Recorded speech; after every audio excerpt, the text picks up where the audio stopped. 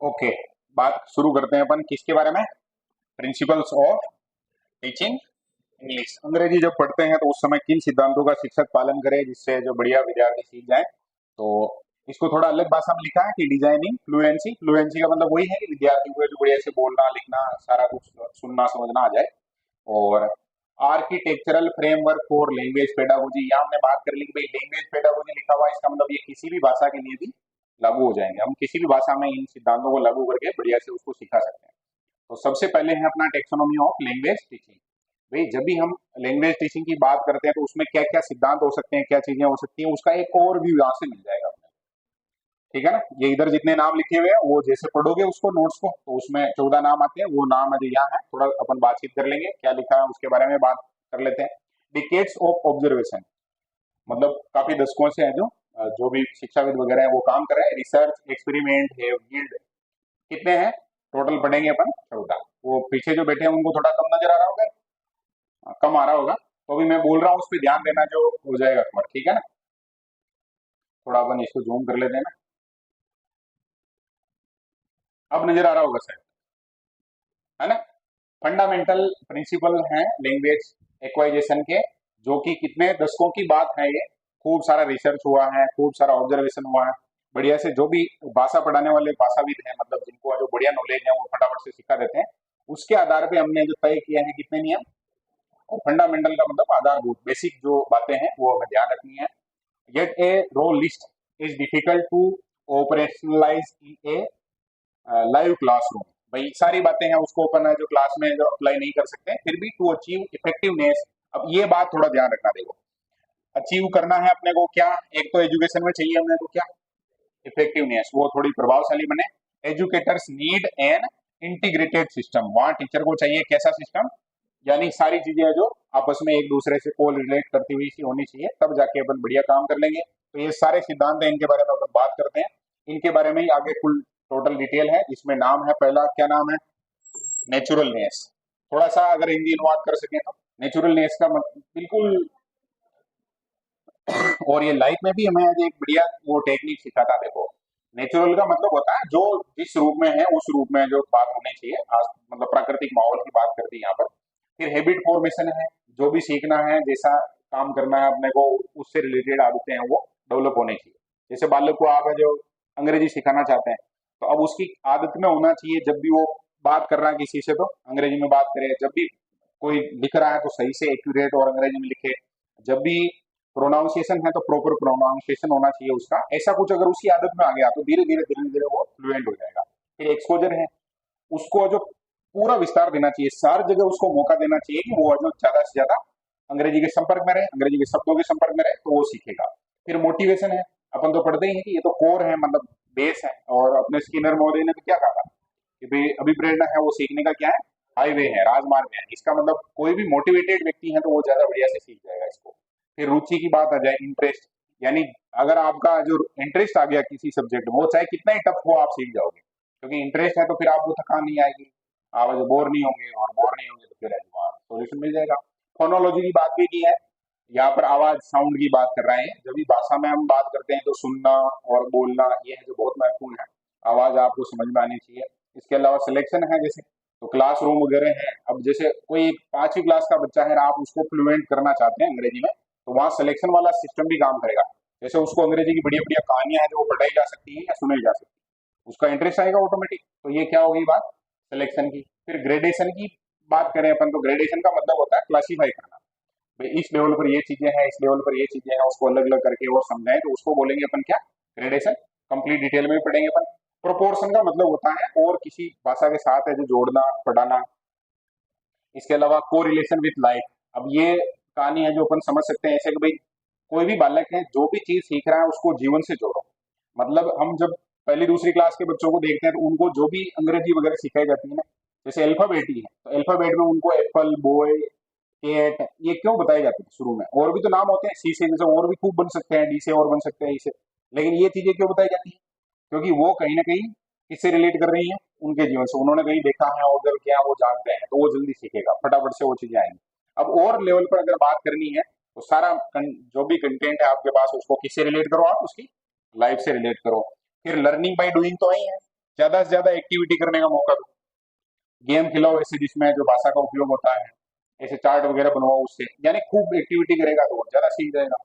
फिर practice and drill है, perfect बनता है आदमी जब भी क्या करे, प्रैक्टिस करे। ऐसे सुना ना, practice makes a man perfect, हालांकि मैंने इसको थोड़ा बदल रखा है, perfect practice makes a man perfect, यानी प्रैक्टिस भी कैसी होनी चाहिए, परफेक्ट होनी चाहिए, तब जाके और व्यक्ति है जो परफेक्ट हो जाएगा। और इसके लिए अपन कर सकते हैं, ये बालक है उसको खूब अभ्यास करने का मौका दिया जाए, और ये सारे विषय में लागू है, अपने कंपटीशन में भी लागू है। आपको क्या करना है, उस एग्जाम के लिए पहले से बहुत अच्छे से ड्रिल करनी है, अभ्यास करना है, जितने हो सके मॉक टेस्ट वगैरह दो, खूब रिविजन वगैरह करो, तो वो चीजें समझ में आ जाएगी। फिर मदर टंग, मातृभाषा है उसका कोई भी फॉरेन लैंग्वेज या सेकंड लैंग्वेज या टारगेट लैंग्वेज सिखा रहे हैं उस समय उपयोग करना चाहिए, ताकि बालक है जो सहज भाव से सीखे। बहुत बार होता है अपन यहाँ शब्द जो अंग्रेजी की बात करते करते बीच में हिंदी शब्द या हिंदी के अपने बिल्कुल देसी शब्द भी बोलते हैं, तो वो एक तरीके से हमारी क्या हो गई, मातृभाषा, लेकिन उससे सहजता आती है, चीजें जो जल्दी अंडरस्टैंड में आती है। और एक्यूरेसी है, टीचर को भी प्रयास करना चाहिए कि उसको जो भी सिखा रहे हैं वो क्या हो, एक्यूरेट हो, या उस बालक को आप समझाओ कि भाई आप स्पेलिंग वगैरह बढ़िया से याद करो, प्रोनाउंसिएशन आपको जो एक्यूरेट आना चाहिए, तब वो ज्यादा जल्दी सीखेगा और ज्यादा बढ़िया तरीके से सीखेगा। तो ये सारे नियम है एक ही साथ, अगर हिंदी में तो हमने बात कर ली, अब इन्हीं का हमें जो थोड़ा सा एक्स्ट्रा बातचीत करनी है, विस्तार करना है, तो उस पर आ जाते हैं अपन। और इतना बढ़िया तरीके से इसने अगर डिजाइन किया है, इसको देखो, चार भागों में बांट दिया है ना, the four pillar pedagogical blueprint, मतलब आप जब भी जो शिक्षण की बात करेंगे तो उसके चार भाग कर दिए इन्होंने, by grouping the 14 principle into four interconnected domain. We transform an academic taxonomy into an actionable blueprint for lesson design. कोई भी शिक्षक है वो जब भी लेसन प्लान वगैरह बना रहा है या उसको पढ़ाना, बच्चों को होशियार करना, तो ये जितने अपन प्रिंसिपल बात कर रहे हैं, 14 प्रिंसिपल है, इनको चार मुख्य भागों में बांटा जा सकता है। और परीक्षा में जो प्रश्न आ जाए जैसे कि ये किससे मिलता जुलता है, तो ऐसा भी है, और समझने के हिसाब से काफी बढ़िया रहेगा। जैसे पहला है इकोसिस्टम।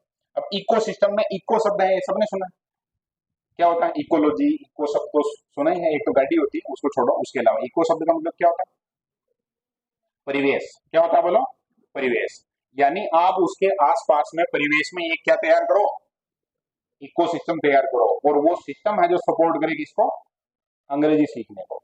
अब इसमें आएंगे चार नाम लिखे देखो, इसमें साइकोलॉजी एंड इन्वायरमेंट, मतलब उसके दिमाग को चेंज करो, उसकी जो मानसिकता है। जैसे मान लो कोई विद्यार्थी है, अभी अपनी क्लास की बात है, जैसे L1 का जो सिलेबस है उसको बढ़िया नहीं लगता है, L1 के सब्जेक्ट बढ़िया नहीं लगते हैं, ये क्लासरूम अच्छा नहीं लगता, मास्टर अच्छा नहीं लगता, साइकोलॉजी ऐसी हो गई, तो फिर उसको जो वो चीजें समझ में नहीं आएगी। अब यहीं पर उसकी साइकोलॉजी ऐसी है कि भाई L1 का सिलेबस तो मेरी जान है, ऐसे सोचे अगर कोई, मतलब एकदम वही चाहिए मेरे को, है ना। अब इसके अलावा और जो चीजें हैं उनके प्रति भी उसका जो भाव ऐसा है, मतलब मनोवैज्ञानिक रूप से जो वो उसके प्रति सकारात्मक सोच रखता है। और इन्वायरमेंट दूसरे नंबर पे है, इन्वायरमेंट का मतलब हो गया उसके परिवेश में वो चीजें हैं जो सपोर्ट करती हैं पढ़ने को। जैसे मान लो एक पहली क्लास का क्लासरूम है और उसमें खूब सारे अंग्रेजी के बढ़िया बढ़िया वो चित्र वगैरह लगे हुए, उनमें नाम लिखे हुए अंग्रेजी, तो ये है जो उसके लिए कौन सा इन्वायरमेंट हो गया, सपोर्टिव इन्वायरमेंट है। वो बच्चा है जो फोटो को देखेगा उसको समझ रहा है, उसके नीचे अंग्रेजी शब्द उसको देख रहा है और उसको लग रहा है यार ये, और वो नाम वाम खुद से हम नहीं सिखाएंगे तब भी साल 2 साल अगर उनको देखता रहेगा ना आसपास में, तब भी सीख जाएगा।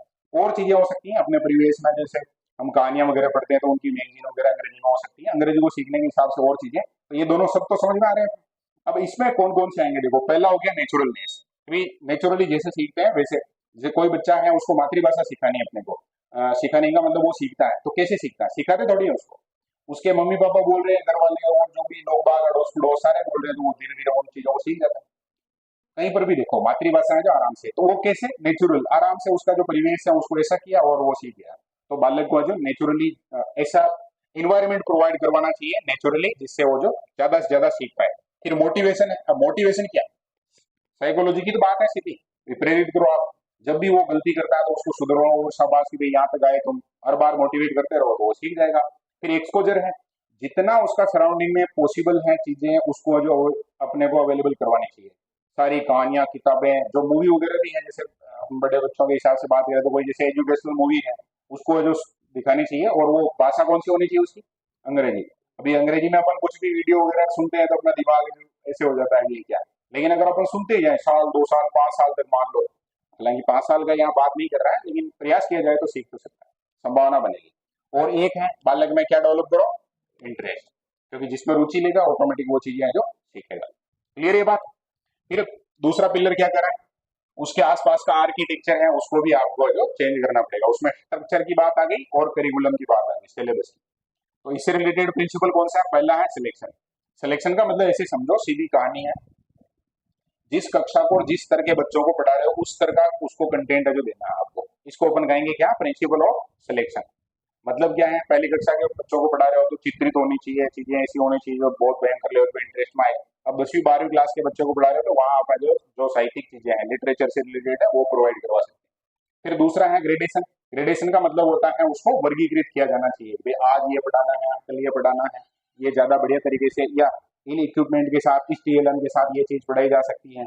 ऐसी एक्टिविटी वगैरह है उसको अपन क्या कहेंगे, चुनना है या अलग अलग करना है, उसको ग्रेडेशन। और प्रोपोर्शन है, मातृभाषा को साथ में जोड़ दिया, जैसे इस प्रकार का कुछ अगर प्रयास किया जाए तो वो आ जाएगा प्रोपोर्शन में। ये सारी बातें जो कहलाएगी स्ट्रक्चर या करिकुलम से रिलेटेड।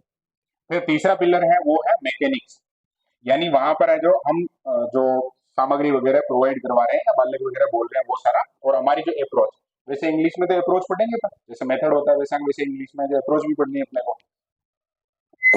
इसमें है जैसे फोनोलॉजी, यानी कि आवाज वगैरह की बात हो गई। अब यहाँ कुछ को लगेगा कि अप्रोच कैसे, तो इसमें ये है ओरल ओरल वाला अपन पढ़ते हैं इसमें प्रिंसिपल, यानी कि आपको जो सुनना प्रॉपर, उसको समझना और बोलना वो भी प्रॉपर होना चाहिए। मतलब उस बालक का प्रोनाउंसिएशन, कुछ भी उच्चारण कर रहा है वो एकदम प्रॉपर होना चाहिए, नहीं है तो उसको आप जो सिखाएंगे, उसका जो ऑप्शन वगैरह है बोलना वो सारा कुछ।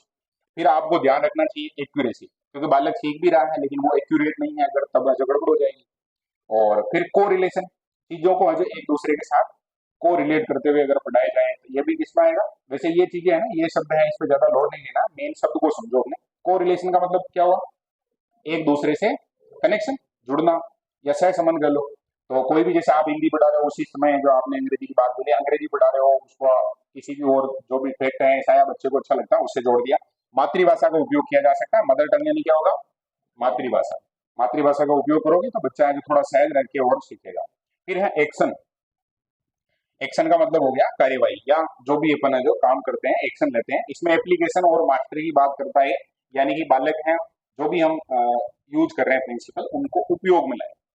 और इसमें है पहला हैबिट फॉर्मेशन। अब हैबिट फॉर्मेशन है ना, कोई भी आदत डेवलप होगी बालक में तो वो ऐसे ही नहीं होगी, उसके लिए आपको क्या करना पड़ेगा, एक्शन लेनी पड़ेगी, खुद को भी एक्शन लेनी पड़ेगी। जैसे जितने विद्यार्थी हैं या कोई भी एक मतलब आदत अपने को डेवलप करनी है, तो आदत डेवलप ऐसी हो जाएगी क्या, हमें रोज कॉन्शियसली ध्यान रखना पड़ेगा कि भाई ये आदत डेवलप करनी है, बाकी अपन भूल जाते हैं। जैसे अभी 1 2 दिन पहले अपने क्लास में बात हुई थी कि शाम को ब्रश करना चाहिए, ऐसी बात हुई थी। अब वो ज्यादातर विद्यार्थी उस बात को भूल गए, जबकि है वो लाभदायक, सुबह के बजाय का ज्यादा बेटर है वो, और साइंटिफिक रीजन है उसके पीछे। अगर हमने बात देखी थी, एक बायोलॉजी के स्टूडेंट ने उसका कारण भी बताया था नहीं बताया था बोलो, लेकिन वो क्योंकि आदत में नहीं है तो शायद तक कोई, ऐसे तो कोई तो होगा, ऐसे तो नहीं कहना चाहिए, हाँ कुछ तो होंगे ऐसे 10 20% तो थोड़े याद रख सकते हैं, तो बढ़िया बात है। कल शाम की बता देता है ना, कौन कौन ऐसे जिन्होंने कल शाम को जो ब्रश किया था सोने से पहले, कुछ तो ऐसे जबरदस्ती में आपका, या नेचुरल नेस भी पढ़ रहे हैं अपन है ना, अपने को ऐसे वही नहीं किया तो नहीं किया, इसमें क्या है। लेकिन यहाँ से अपने को ये चीज सीखनी है कि आप आज हैबिट फॉर्मेशन करेंगे, वही है, ये हमारी बात आ गई थी, इसी को इस सीखने वाले विद्यार्थी के साथ जोड़ दो। टीचर प्रयास करेगा, बालक में ऐसी आदत डेवलप करेगा तो फिर बालक सीखेगा और जल्दी सीखेगा। क्लियर हो गई बात ये। फिर हो गया प्रैक्टिस एंड ड्रिल। अब ये भी एक्शन की तो बात है, भाई अभ्यास करने के लिए बालक को क्या करना, साहब उसको आपने जैसे प्रश्न दे दिए, वो उसको हल कर रहा है, या उसको लिखने के लिए दे दिया, जैसे वो काम कर रहा है, रोज रोज उसको बोल रहा है, बहुत सारे ऐसे कठिन शब्द हैं जैसे रोज रोज बोल रहा है, रोज रोज अभ्यास करते हैं उसको क्या बोलते हैं, ड्रिल बोलते हैं। और एक हो गया ये लर्निंग बाय डूइंग। तो लर्निंग बाय डूइंग में भी कुल मिला के चार्ट बना रहा है, कुछ भी काम कर रहा है, एक्टिविटी कर रहा है, तो उसमें भी उसको क्या लेनी है, एक्शन लेनी है। अब इस प्रकार से डिवाइड करके बात की तो ज्यादा बढ़िया समझ में आया ना, भाई हाँ इस प्रकार से इन्वायरमेंट का इम्पैक्ट आएगा, इस प्रकार से एक्शन का इम्पैक्ट आएगा, और जो मैकेनिक्स है उसको ठीक करने से क्या इम्पैक्ट आएगा, आर्किटेक्चर है उसको अपन क्लियर करेंगे। तो आर्किटेक्चर का मतलब वो मकान वगैरह बनाते हैं तब भी ऐसे करते हैं ना कि ये इधर ऐसा कुछ, आर्किटेक्चर में ये चीज आ सकती है। जैसे ये मान लो कि हम जो मीनिंग वगैरह उच्चारण सिखा रहे हैं, उच्चारण में अंग्रेजी में एक होता है जैसे समान समान शब्द है उनको जो एक साथ सिखाया जा सकता है। समान शब्द का मतलब जैसे मान लो विन, और विन के जैसा जैसे ही और मैं जिसमें आ रहा है वो गुड गुड, हाँ ये गुड गुड वाला बढ़िया उदाहरण है। विन के साथ क्या आएगा, है विन पिन, हाँ देखो नया शब्द आ गया। और चिन चिन भी तो बोलते हैं, और थिन थिन शब्द भी बोलते हैं। तो इस प्रकार से अब इससे है जो बालक थोड़ा सा जल्दी जल्दी उच्चारण वगैरह सीख जाएगा। ये चारों समझ में है, हालांकि अपन और बड़े लेवल पर समझेंगे इसको, केवल सिंपल सिंपल शब्दों की बात कर ली हमने। अब ये अगला है वो पिलर वन, अब ये चारों की देखिए और ज्यादा और फुल डिटेल में, है ना। पहला है कौन सा, कंस्ट्रक्टिंग द लर्नर्स इकोसिस्टम। हमें जो जो भी सीखने वाला है, यहाँ लर्नर है इसका मतलब हो गया विद्यार्थी, तो उसके आसपास का जो सिस्टम है, इकोसिस्टम है, उसको किस प्रकार से अपने को बिल्ड करना है उसकी बात कर रहा है। तो द कोर यानी सबसे मेन तो बात हो गई कि हर चीज है उसमें कोशिश करो कि क्या रहे, नेचुरलनेस रहे, ठीक है। आर्टिफिशियल ज्यादा करेंगे तो वो गड़बड़ हो जाएगा मामला, ठीक है। और इसने लिखा है direct conversation with teacher and student और स्ट्रक्चर्ड ग्रुप डिस्कशन। इसमें क्या चीजें आ जाएगी ये नेचुरलनेस में, कि भी प्राकृतिक रूप से आप जो भी बातचीत करते हैं, कन्वर्सेशन करते हैं, चाहे शिक्षक हो चाहे बाकी विद्यार्थियों से, वो जो किस प्रकार का होना चाहिए, अंग्रेजी का। ऐसा जो प्रयास किया जाना चाहिए, नेचुरली हम जो भी बात करते हैं उसको अंग्रेजी में बात करो, तो ये कौन सी नेस हो गई, नेचुरलनेस। समझ में आ गई नहीं ये बात। फिर ये बात कर रहा है और बहुत सारी चीजें हैं। इन्वायरमेंट एक्सपोजर में हम बात कर रहे हैं, जैसे इन्वायरमेंट का मतलब हो गया उसका जो परिवेश है उसको और विस्तार देना, अंग्रेजी में मतलब किताब पढ़ रहे हैं, किताब से थोड़ा सा आगे। तो ये कह रहा है कि पेम्पलेट होने चाहिए और सिंपल इंग्लिश में होने चाहिए। पेम्पलेट का मतलब क्या होता है बोलो? कुछ भी ऐसा हमने कागज वगैरह पे छपवा दिया, पेम्पलेट सब तो सुना होगा ना, अपने इस कंप्यूटर का नजर आ रहा है मेरे को, लिखा हुआ है दिशा कंप्यूटर सोयपुर, इस प्रकार का है। इसको अपन क्या कहेंगे, पेम्पलेट। टेम्पलेट अलग होता है, पेम्पलेट अलग होता है। टेम्पलेट होता है कंप्यूटर में वो जो पहले से फॉर्मेट आता है, और ये क्या है, पेम्पलेट है, ठीक है। पेम्पलेट का मतलब विज्ञापन वगैरह आते हैं बहुत सारे ऐसे, अपने यहाँ चिपका के गया कोई बाहर, कोई एसटीसी करनी हो तो उससे संपर्क कर ले। अब उसको कैसे बताएंगे भाई यही है संपर्क करने वाला आदमी। फिर इधर है स्लोगन चार्ट ऑन वॉल्स, यानी दीवार के ऊपर आप है जो स्लोगन वगैरह चिपका सकते हैं, उनके चार्ट लगा सकते हैं। बालक उसको पढ़ेगा, उसको इंटरेस्ट आएगा, धीरे धीरे वो चीज है जो दोनों काम हो जाएंगे, देखो स्लोगन भी सीखेगा प्लस इंग्लिश भी सीख जाएगा। और क्या है, स्लाइड प्रेजेंटेशन। टीचर है जो जो भी इस प्रकार का मौका मिलता है, ये जैसे प्रेजेंटेशन ही है, ये अंग्रेजी में है तो बालक जल्दी सीखेगा, ठीक है। और एजुकेशनल मूवीज, बालक को अंग्रेजी भाषा में ही ऐसी मूवी बताओ जो एजुकेशनल है। कैसी है बोलो ललिता, कैसी है, एजुकेशनल है। मैं ऐसे सोच रहा था कि ललिता जीवना था, कल जीवना था। हाँ, हाँ, तो मेरे क्या और जगह भी जीवना था, उस चक्कर में फिर गड़बड़ हो गई। फिर मैंने ऐसे सोचा था कि उसको फोन कर देते, मैसेज कर देते, चूरमा बनाया होगा तो वो लेके आ जाए, लेकिन ये थोड़ा ज्यादा हो जाएगा। कोई बात नहीं, वो ठीक है, कभी इस प्रकार की संभावना वापस बनेगी तो बात करेंगे। अब इसमें इंसाइट है, ये दो लाइन में इसको भी देख लो, कि इंसाइट है कि a child learns their mother tongue easily due to a natural environment. बाल्य के जो मातृभाषा को सीखता है, क्यों सीखता है, क्योंकि वो जो कैसे वातावरण में, नेचुरल में। In a school setting this environment does not naturally exist. विद्यालय में चाहिए इस प्रकार से जितना उसको वहां घर पे मिल रहा है ऐसा इन्वायरमेंट नहीं मिलेगा। It must be daily, deliberately शब्द है, डेलीबरेटली का मतलब होता है प्रतिदिन। क्या होता है बोलो, हर दिन या प्रतिदिन कह सकते हैं इसको अपन, कंस्ट्रक्टेड। तो आपको है जो हर दिन विद्यालय में बालक को जो इस प्रकार का इन्वायरमेंट देने की कोशिश करनी है, जो घर पे जैसे इन्वायरमेंट रहता है उसका ऐसा, तो फिर बालक है जो जल्दी सीखेगा। ये उसकी की इनसाइट हो गई इस पॉइंट, ठीक है ना। ये समझ में आएगा, इसमें सारी बात आ गई। उसको फिल्में बताओ, और भाषा कैसी होनी चाहिए, अंग्रेजी, और फिल्में कैसी होनी चाहिए बोलो। ये भी ध्यान रखना, वो एग्जामिनर है जो इस प्रकार से इस शब्द को उठा के और कैसी कुछ भी उल्टा पुल्टा लिख दे तो फिर वो गलत हो जाएगा, ठीक है।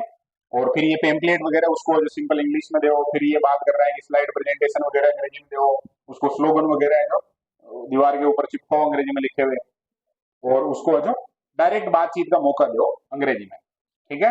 हाउ आर यू ऐसे बोलने दो उसको, फिर वो थोड़ा सा समझ में आएगा।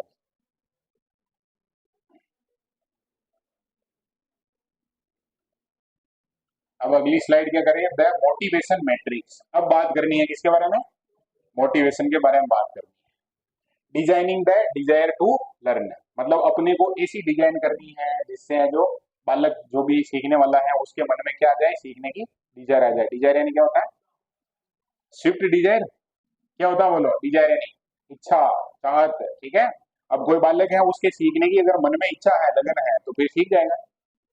अब इसके लिए क्या करना है देखो, मोटिवेशन के बताए दो प्रकार। कितने प्रकार बताए, दो प्रकार, एक इंटरनल और एक एक्सटर्नल। ये जब हम अभी प्रेरणा टॉपिक पढ़ेंगे साइकोलॉजी में तो फुल डिटेल में पढ़ेंगे। और मुझे लगता है बहुत बार इस प्रकार से ये अंग्रेजी में भी आता रहे तो मेरिट ठीक रहेगा, क्योंकि ये जो वहां पढ़े हुए चीजें हैं वो अगर इधर आएगी तो बढ़िया समझ में आ जाती है, समझाने में भी थोड़ा आसान है। अब इंटरनल का मतलब क्या होता है, उसके मन में ये भाव है कि मुझे सीखना है, ठीक है ना। और एक्सटर्नल का मतलब क्या हुआ, बाहर से टीचर उसको मोटिवेट करते हैं कि देख अंग्रेजी सीख जाएगा तो अमेरिका घूमने जाएगा तो परेशान नहीं होएगा, है ना। हाँ, और भी बहुत सारे तरीके हो सकते हैं कि ये इसके फायदे हैं, फिर वालों को वाह यार ये तो बढ़िया है, या तो टूरिस्ट गाइड बन जाएगा, आराम से रोज के 10-20 हजार रुपए कमाएगा मस्त, और फॉरेनर रहेंगे आराम से फोटो वोटो खिंचाना घूमना फिरना मस्त रहना ऐसे, है ना। तो बहुत सारी बातें हैं वो एक्सटर्नल मोटिवेशन में आ जाएगी। अब बात करते हैं अपन इंटरनल मोटिवेशन में, इन्होंने क्या लिखा, जो driven by the child's own ambitions, मतलब खुद की जो महत्वाकांक्षा है उससे ये चलती है। And inner desire to express ideas, मतलब बालक है उसके खुद के मन में जो महत्वाकांक्षा होनी चाहिए इस प्रकार की, जिससे कि वो अपने विचार है वो अंग्रेजी में व्यक्त करे। फिर एक्सटर्नल में क्या आ जाएगा, developed and created by the teacher, ये एक्सटर्नल है उसको क्रिएट करने का काम, डेवलप करने का काम किसका है, टीचर का है। And surrounding to bridge the gap for a foreign language, जो भी जो विदेशी भाषा या अंग्रेजी है उसको फिल करने का काम टीचर करेगा, या उसका जो सराउंडिंग मतलब आसपास के लोग बाग जो भी जगह है। अब इसमें तीन मेन पॉइंट लिखे इन्होंने, और मेन पॉइंट में पहला है अराउजिंग टेक्निक्स। अराउजिंग टेक्निक्स का मतलब है उसको जो और मोटिवेट करना, बढ़ाना चीजों को, जो उसके अंदर जैसे मान लो उसने 100 शब्द सीख रखे तो आप 200-500 सिखाओ इस प्रकार का। अब इसमें आप क्या करेंगे, वहां पर थोड़ी सी चीजें हैं उसको सही करोगे, जैसे कॉम्बेटिंग स्लीपीनेस। स्लीपीनेस का मतलब क्या हुआ, ऊँग, वही बात अपन कर रहे थे वही बात आ गई यहाँ। एंग्जाइटी है, फ्रस्ट्रेशन है, और इनको जो अपन थोड़ा सा क्या कर सकते हैं, कॉम्बेट कर सकते हैं। और किन माध्यम से, चार्ट वगैरह मॉडल इस प्रकार के उसको जो काम देना चाहिए अपने को, जिससे बालक के अंदर क्यूरियोसिटी आए, ऐसे वो लेजीनेस रहे ही नहीं उसके अंदर। मतलब आप ऐसा काम दो जिसमें चित्र वगैरह बनाने हैं, एकदम मजा आए उसको, तो मजा आएगा तो फिर वो सीखेगा, स्वाभाविक सी बात है ना। स्पार्क क्यूरियोसिटी, क्यूरियोसिटी का मतलब होता है जिज्ञासा, उत्साह। तो वो स्पार्क, स्पार्क का मतलब समझ गए एकदम, वो जो अपन क्या, हाँ स्पार्क शब्द तो समझ गए, अपने मुंगिया फकना बोलते हैं उसको, है ना, इस प्रकार से वो आपस में तार वगैरह है, तो वो स्पार्क वाली कहानी। फिर दूसरा है एक्सपेक्टेंसी टेक्निक। सबको कभी है जो मेरे प्रोनाउंसिएशन में समस्या आती है तो उसको जो खुद से सही कर लेना, हालांकि एग्जाम पॉइंट ऑफ व्यू से वो समस्या रहेगी नहीं, क्योंकि वहां अपने से उच्चारण नहीं करवा रहे हैं, अपने को ये मामला समझ में आना चाहिए, ऑप्शन सही वाला। तो इसमें देखो, formulating clear cut goal for students to achieve, मतलब आप क्या करेंगे भाई, आपको जो इस प्रकार से ये काम करना है, बालों को सिखा दिया कि 20 मीनिंग आपको याद करना है। ये जो नियम मैंने स्कूल में जो अप्लाई करके भी देखा था, पिछले साल मैंने कहा भी था कि भाई आसपास के जितने विद्यालय हैं उनमें से ग्रेड विद्यालय का अंग्रेजी विषय का रिजल्ट आपको आरटी क्लास के बच्चों का देखना चाहिए। उन बच्चों के जो सबके ए मतलब, हालांकि विद्यार्थी हैं जो थोड़े कमजोर हो सकते हैं और जगह नवी में चेक करोगे तो, लेकिन अंग्रेजी विषय में सबके उनके बढ़िया। तो उनका पूरे सेशन का एक नियम था, हर दिन का क्लियर गोल था उनके कि 20 मीनिंग उनको जो हर दिन लिखने हैं और याद करने हैं। और सोच के देखो, ऐसे अगर विद्यार्थी जो पहले दिन से लेकर लास्ट दिन तक 20 मीनिंग भी ईमानदारी से अगर पढ़ ले, और 20 में से उसको 5 भी याद रह जाए रोज, तब भी कितना जो डेवलपमेंट हो जाएगा, अंग्रेजी लैंग्वेज कितनी बढ़िया हो जाएगी। तो एक बात हो गई अपने एक्सपेक्टेंसी की, ठीक है। फिर है इंसेंटिव टेक्निक्स। इंसेंटिव का मतलब होता है उसको और कुछ, जैसे बढ़िया काम कर रहा है तो फायदा मिलना चाहिए। तो इसमें आ जाएगा देखो, प्रोवाइडिंग प्राइज। प्राइज का मतलब क्या होता है कि भाई तू 20 मीनिंग याद करके लाएगा तो फिर तेरे को एक पेन इनाम में मिलेगा। अब वो पेन मिल रहा है तो वो फिर याद करते समय उसको याद रहता है कि यार पेन भी तो मिलना है, और याद करने का तो फायदा ही है, क्लास में थोड़ा अपना जो रुतबा बढ़ेगा, सर कूटेंगे नहीं, बहुत सारी चीजें हैं जो उसके फायदे की हैं। रिवार्ड है, प्राइज एंड स्ट्रक्चर्ड कंपटीशंस, मतलब इस प्रकार का स्ट्रक्चर्ड कंपटीशन देना चाहिए जिससे उसमें श्रेष्ठता का भाव आए। तो ये क्या हो गया बोलो, इंसेंटिव टेक्निक हो गई। और लास्ट है द प्रिंसिपल ऑफ इंटरेस्ट, ये मतलब वो सिद्धांत के रूप में पढ़ेंगे अपन, इन्हीं को जब डिटेल में बात करेंगे तब।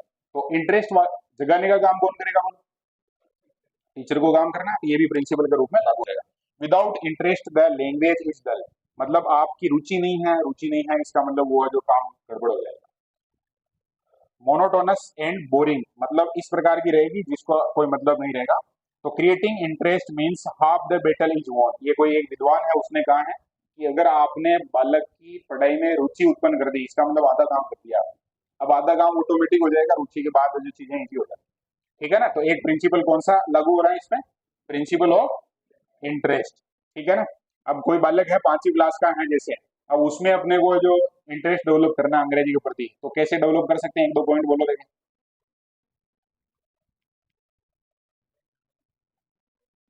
और ये अभी क्या रिकॉर्ड भी हो रहा है, तो बाकी और स्टूडेंट देखने वाले हैं उनको ऐसे जाएगा कि इसका मतलब जल्दी बोलते नहीं है। बोलो फटाफट से। ऐसे हिंदी में बोलना है, अंग्रेजी में थोड़ी बोलना है, देखो बता रहे हैं। खेल खेल में सिखाएंगे, वेरी गुड।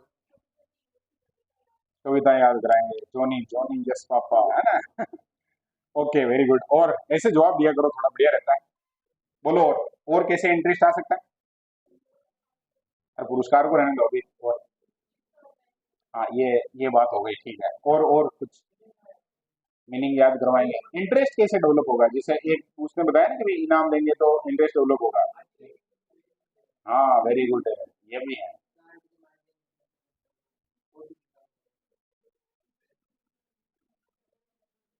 अगर उनको जो कुछ भी सिखा रहे हो फोटो वगैरह बढ़िया लगाओ उसके सराउंडिंग में, तब भी इंटरेस्ट आ जाएगा, ये भी बढ़िया बात है। और कोई पीछे लास्ट में बैठे जो बोलो। अंग्रेजी की मैडम बैठी नहीं है मधु, बोलो ना। कैसे इंटरेस्ट आता है, मतलब तुम्हारा अंग्रेजी में कैसे इंटरेस्ट आया, बोलो। हाँ तो उसी की तो पूछ रहा हूँ भाई, ठेठ का हो। हाँ तो वो जो टीचर है उनकी पढ़ाने की शैली है वो भी ऐसी हो जिससे बच्चों को इंटरेस्ट आए, देखो ये भी जवाब है। ठीक है, अब आगे बात करते हैं अपन। ये क्लियर तो हो गई ना बात सारी। अरे क्लियर हो गई। मोटिवेशन दो प्रकार का, इंटरनल और एक्सटर्नल। एक्सटर्नल कौन डेवलप करेगा, टीचर। इंटरनल खुद की जो महत्वाकांक्षा है उसी का एक्सप्रेशन है। अब आगे बात करनी है अपने को। पिलर टू क्या है, द करिकुलम टनल, मतलब सिलेबस है, पाठ्यक्रम है, उससे संबंधित क्या क्या बातें हैं, तो बातचीत करते हैं अपन। इसमें ये फिल्टर फिल्टर लगा रखे हैं, इसको फिल्टर तो जानते हैं ना। अरे फिल्टर जानते नहीं जानते, उसी के बारे में है ये थोड़ा। फिल्टर सब वही वही वाला है। बात कर लेते हैं, ये समझाना क्या चाह रहा है अपने को जो। देखो सबसे पहले है, हम जो पढ़ाएंगे उसको हम कहेंगे टारगेटेड लेसन, यानी लक्ष्य हमारा जिसको हमें तैयार करवाना, कंप्लीट करवाना। अब इसमें क्या है, तो हमें पहले काम करना पड़ेगा ग्रेडेशन का, प्रिंसिपल ऑफ ग्रेडेशन। इसमें क्या होगा देखो, जितना हो सके उसको जो क्या करो, साधारण से शुरू करो और फिर कॉम्प्लेक्स की तरफ ले जाओ, मतलब सिंप्लिसिटी। क्या हो गया, सिंप्लिसिटी। इसको फुल डिटेल में बात करेंगे अपन।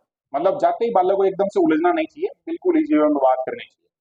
फिर है फेमिलियरिटी। फेमिलियरिटी का मतलब हो गया, उसको बालक को पहले से पता है उन चीजों के बारे में पहले बात करो आप अंग्रेजी में, और जो मतलब सराउंडिंग में उसने कहीं ना कहीं देखी, और फिर धीरे धीरे जो चीजें नहीं पता उसकी तरफ ले जाओ, ठीक है। नाउन आइटम फर्स्ट, मतलब जिनको वो जानता है उनको पहले पढ़ाओ, बात करो। और टीचेबिलिटी, यानी क्या हो गया, मतलब मूर्त चीजें हैं जिसको वो देखे समझे आराम से प्रत्यक्ष रूप से, तो वो चीजें हैं जो पहले। अब वैसे टीचेबिलिटी का मतलब हो गया पढ़ने योग्य, और इसने आगे लिख दिया है वैसे कंक्रीट टू ऑब्स्ट्रैक्ट, मतलब वहां से वो मूर्त रूप में देख के और समझ सके। फिर आगे दूसरे नंबर का फिल्टर, ये दूसरे नंबर का था। आगे बात करते हैं अपन प्रिंसिपल ऑफ सिलेक्शन। ग्रेडेशन के साथ जैसा कि जैसा एक और क्या है, प्रिंसिपल ऑफ सिलेक्शन। अब इसमें क्या है, तो देखो पहला हो गया कवरेज, स्टैंडर्ड ऑफ स्टूडेंट्स, यानी कि आपको बालक का स्तर क्या है उसका ध्यान रखना। जो भी पाठ्य सामग्री पढ़ा रहे हैं वो जिस तरह का बालक है, जैसे मैं अभी यहाँ पढ़ा रहा हूँ तो इसमें कोई तकलीफ नहीं है, सबके समझ में आ रहा है कि ऐसी ऐसी कहानी है। अब ये 5वीं क्लास में पढ़ रहा हूँ जैसे मैं, तो वो तो कहेंगे कि आइसक्रीम निशान है, ऐसे मतलब अलग बात आ जाएगी उनके दिमाग में। आएगा ना, अभी अपने दिमाग में वो बात नहीं आ रही। और हो गया अवेलेबिलिटी, इसका मतलब आप जो भी संसाधन उपयोग कर रहे हैं वो क्या होने चाहिए, प्रैक्टिकल होने चाहिए, क्लास में उपयोग किए जा सकने योग्य होने चाहिए, ठीक है। तो उसको अपन बोलेंगे availability, practical use in class या हाउस, जहाँ उपयोग किया जा सके पढ़ाने में। और टीचेबिलिटी दोनों में रख दिया, इस सिलेक्शन में जो इस प्रकार की वस्तुएं सेलेक्ट करो, इस तरह का पाठ्य सेलेक्ट करो जो पढ़ाया जा सके। और बात कर ली लास्ट में टोटल लैंग्वेज मटेरियल्स, जिसमें अपन है जो उसको अनफिल्टर और वास्ट, मतलब सारी दुनिया भर की चीजें हैं उसमें से अपने को जो थोड़ा सा सिलेक्ट करना है, उसमें से भी अपने को ग्रेडेशन करना है जिसमें सिंप्लिसिटी और फेमिलियरिटी का ध्यान रखना है। और उसके बाद अपन है जो अपने जो पाठ्य है उसको कंप्लीट कर लेंगे। इस प्रकार से इतने मतलब कचरे में से एक बात आ गई इसकी, टारगेट लेसन, ठीक है ना। बीच में उसको हमने फिल्टर कर लिया, कैसे, सिलेक्शन से और ग्रेडेशन से। क्लियर हो गई बात ये। अब कुछ को लग रहा होगा कि आपने रिवर्स पढ़ा दिया, वहां से क्यों नहीं पढ़ाया, तो अब देखो रिवर्स पढ़ने का फायदा है, हमारा है जो लक्ष्य है जो सबसे पहले पता हमें, ठीक है। अब उससे पहले हमने क्या काम किया, ग्रेडेशन का काम किया, उससे पहले क्या काम किया, सिलेक्शन का काम किया, और ये कहाँ से लेके आया, दुनिया भर की चीजों से, है ना। अब इधर देखो और क्या लिखा हुआ है इसमें, जो we can not teach everything at once, भाई सारा कुछ जो है ना इधर जो पढ़ा हुआ है वो एक ही समय में पढ़ा नहीं सकते हैं। फिर क्या कह रहा है, proper selection filter the material and proper gradation simplifies it. जो सिलेक्शन है वो उसको फिल्टर कर देगा, और ज्यादा से ज्यादा अपन ग्रेडेशन करके प्रॉपर काम करेंगे तो वो सिंप्लीफाई हो जाएगी चीजें। Ensuring language learning becomes accessible, और इन सब चीजों को करने से इंश्योर कर पाएंगे अपन कि वो जो सीखना है वो इजी हो जाएगा। ठीक है ना, तो ये अपना कौन से नंबर का पॉइंट हो गया, दूसरे नंबर का। और समझ में आया क्या, बोलो। करिकुलम से रिलेटेड बातें हो गई। अब आगे बात करते हैं अपन किसके बारे में, the proportion radar balancing the four ends. मतलब जब भी आप बालक को कुछ भी सिखा रहे हैं तो आपके मेन चार लक्ष्य होते हैं भाषा में। क्या क्या होते हैं बोलो। जो स्किल है वो अलग है, ठीक है, यहाँ थोड़ी सी बात अपन अलग कर रहे हैं। स्किल है उसमें तो LSR W है, सबको पता है। यहाँ बात करनी है अपने को किसकी बोलो, हमारे जो एम है उनकी। तो भाषा कोई बालक सीख रहा है तो वो क्या क्या करेगा बोलो, बोलेगा हाँ ठीक है, और सुनकर समझेगा, ओके, और लिखेगा और पढ़ेगा। यही होगी बात है, और क्या यही योग्यता है जो उस बालक में आनी चाहिए। इन सब में आपको क्या करना है बोलो, बैलेंस करना है। बाकी के साथ तुलनात्मक रूप से है जो आपको जाना है। अब इसमें यहाँ जो डायग्राम बनाया काफी ठीक लेवल पर है। पहला हो गया क्या, अंडरस्टैंडिंग। दूसरा हो गया क्या, स्पीकिंग। तीसरा हो गया राइटिंग, और क्या हो गया, रीडिंग। चारों का मीनिंग अपने को पता है। अंडरस्टैंडिंग का मतलब क्या हुआ, समझ में आना चाहिए उसको, ठीक है। स्पीकिंग का मतलब क्या हुआ, उसको बोलना आना चाहिए। राइटिंग का मतलब लिखना आना, और लिखा हुआ पढ़ना आना चाहिए, उसको अपन कहेंगे रीडिंग। अब इन चारों में अगर कोई शिक्षक बैलेंस कर ले कि भाई ये चारों ऐसी गतिविधि करो जिससे ये चारों जो काम हो रहे हैं, तो फिर वो जल्दी सीखेगा। सीधी कहानी है, इसी को बोल दिया हमने प्रिंसिपल ऑफ प्रोपोर्शन। क्लियर है ये बात। अब इसमें और क्या लिखा देखो, इफेक्टिव कोऑर्डिनेशन। या अंडरस्टैंडिंग स्पीकिंग की बात आई तो बीच में लिख दिया इसने इफेक्टिव कोऑर्डिनेशन। अब कोऑर्डिनेशन का मतलब क्या है, पढ़ना हाथों हाथ उसको समझना, ठीक है, और बोलना है तो तुरंत प्रभाव से बोलना, कुछ लिखना है तो लिख पाएगा वो। और क्या लिखा, अनबैलेंस्ड करिकुलम। जो भी इस प्रकार की मतलब ऐसे कह सकते हैं अपन की जो पाठ्यक्रम है वो बहुत विस्तार दे रखा है उसको, तब उसको भी अपन क्या कर सकते हैं, बैलेंस कर सकते हैं। यहाँ हालांकि ये शब्द लिखा है, इसका मीनिंग है सीधा इसके साथ नहीं जोड़ना है। हम बात करें नेगेटिव और पॉजिटिव पॉइंट की, तो ये चारों ध्यान रह जाएंगे। कौन कौन से है जिनमें बैलेंस करना बोलो, अंडरस्टैंडिंग, स्पीकिंग, राइटिंग और रीडिंग। अब इन चारों में अगर कोई शिक्षक है जो बैलेंस करके उस बैलेंस अप्रोच के साथ पढ़ाता है तो बच्चा जल्दी सीखेगा अंग्रेजी को। अब और क्या लिखा है उस पर भी बात कर लेते हैं। Just like the human body, the system of language works effectively only when proper coordination among its different part is mentioned. A good teacher must maintain this balance among the 4M for optimal results. मतलब उसको जो result चाहिए, उम्मीद वाला result है, उसका आसान्वित result है, वो तभी मिलेगा जब भी उसको ये फोर जो हमने बात की थी पिलर्स की, उसमें वो क्या करेगा बोलो, बैलेंस करेगा। और चारों को जो समान, जैसे उसने अंडरस्टैंडिंग सिखा दिया, लिखना ही लिखना सिखा दिया, ज्यादा प्रैक्टिस करवा दी, या बोलना ही बोलना सिखा दिया, तो फिर वो भाषाई रूप से बालक है जो कमजोर रह जाएगा। अगर पूरी भाषा पे कंप्लीट कमांड चाहिए बालक की, तो उसको समझ भी आनी चाहिए, लिखना बोलना पढ़ना आना चाहिए। क्लियर है ना ये बात। और ये लास्ट की दो लाइनें क्या करेगी समझ में आई, कि भी हमारा जो मानव शरीर है उसमें भी जो पूरा सिस्टम है उसमें क्या होना चाहिए बोलो, बैलेंस होना चाहिए। एक साइड है वो बहुत प्रॉपर लेवल पे एक डिस्टर्ब हुई तो फिर मामला है जो गड़बड़ हो जाए। मैकेनिकल अप्रोच की बातचीत कर लेते हैं अपन। अब मैकेनिकल अप्रोच है जो सबसे पहले बात करता है किसकी, स्पोकन लैंग्वेज की। मतलब जो भाषा बोली जा रही है, depends entirely upon sound the natural first step in the oral approach. तो यहाँ एक अप्रोच के बारे में बात की है, ओरल। कौन सी, इसको हिंदी में बोलेंगे क्या,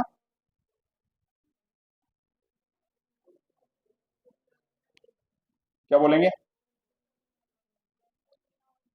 सुनना और बोलना।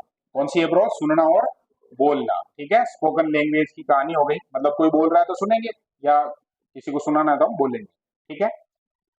दूसरा हो गया अटैचमेंट। अटैचमेंट का मतलब क्या हुआ, जोड़ना चीजों को, linking spoken sound to abstract written symbols. मतलब जैसे वो सुन रहा है उसको जो किसी के साथ जोड़ रहा है, जैसे मैं जो इसे बोलूं जैसे कि मैकेनिकल, तो उसका सिंबल है रिटन यहाँ पर, तो जैसे मैं मैकेनिकल बोल रहा हूँ सबका ध्यान है कहाँ जा रहा है, इस शब्द की तरफ जा रहा है। जैसे मैं अप्रोच बोल रहा हूँ अप्रोच की तरफ जा रहा है। इस प्रकार से बालक है उसका मतलब कनेक्शन बनना चाहिए, ये सुनी थी बात और ये उसके सामने जो लिखी हुई है उसके साथ वो कोऑर्डिनेट कर रहा है। क्लियर हुई ये बात। फिर तीसरे नंबर पे है written language, hard to remember without the prior spoken in link being established. Establish का मतलब होता है हम तैयार करते हैं उसका, एक बार वापस देखो। हार्ड टू रिमेम्बर, देखो हार्ड शब्द आया नहीं, मेरे लिए आज मुश्किल हो गया, बाकी इजी चल रहा था। मैंने सोचा यार ऐसी क्या बात है। हार्ड टू रिमेम्बर, रिमेम्बर का मतलब हो गया याद रखना। अगर हमने जो केवल सुनी सुनी है बातें, लिखा नहीं है उसको, तो फिर वो याद नहीं रहेगी। उसको याद रखना थोड़ा सा क्या हो जाएगा, मुश्किल हो जाएगा। तो अपने को जब भी हमने सुना है, देखा है, उसके बाद हम लिख रहे हैं, इसका मतलब धीरे धीरे धीरे धीरे वो चीजें जो याद रहेगी। अब बढ़िया से इसका जो मुख्य सेंटर, ये एक विद्वान है रेन महोदय, इन्होंने क्या कहा जो देखो, there was speech in the world a long time before there was writing. तो लिखने से पहले जो बालक क्या करे, बोलो, बोले। या सीधा ही कहानी है जो जोड़ दी है कि भाई बोलना और सुनना, ये है जो पहले नंबर पे होना चाहिए। फिर बोली गई बात, सुनी गई बात है, उसको जो वो सिंबल है उसके साथ जोड़े, और फिर क्या काम करे, लिखने का काम करे। ये कॉम्बिनेशन जब आ गया तो बालक है जो प्रॉपर सीख जाएगा। और रेन महोदय ने तो कह दिया कि भाई आप जब भी लिखना सिखा रहे हैं उससे पहले है जो आपको बालक को क्या सिखाना, बोलो, बोलना। और ये कह रहे हैं कि बोलना तो बालक बहुत पहले सीख जाता है, जल्दी सीख जाता है, लिखना है जो बहुत बाद में सीखेगा।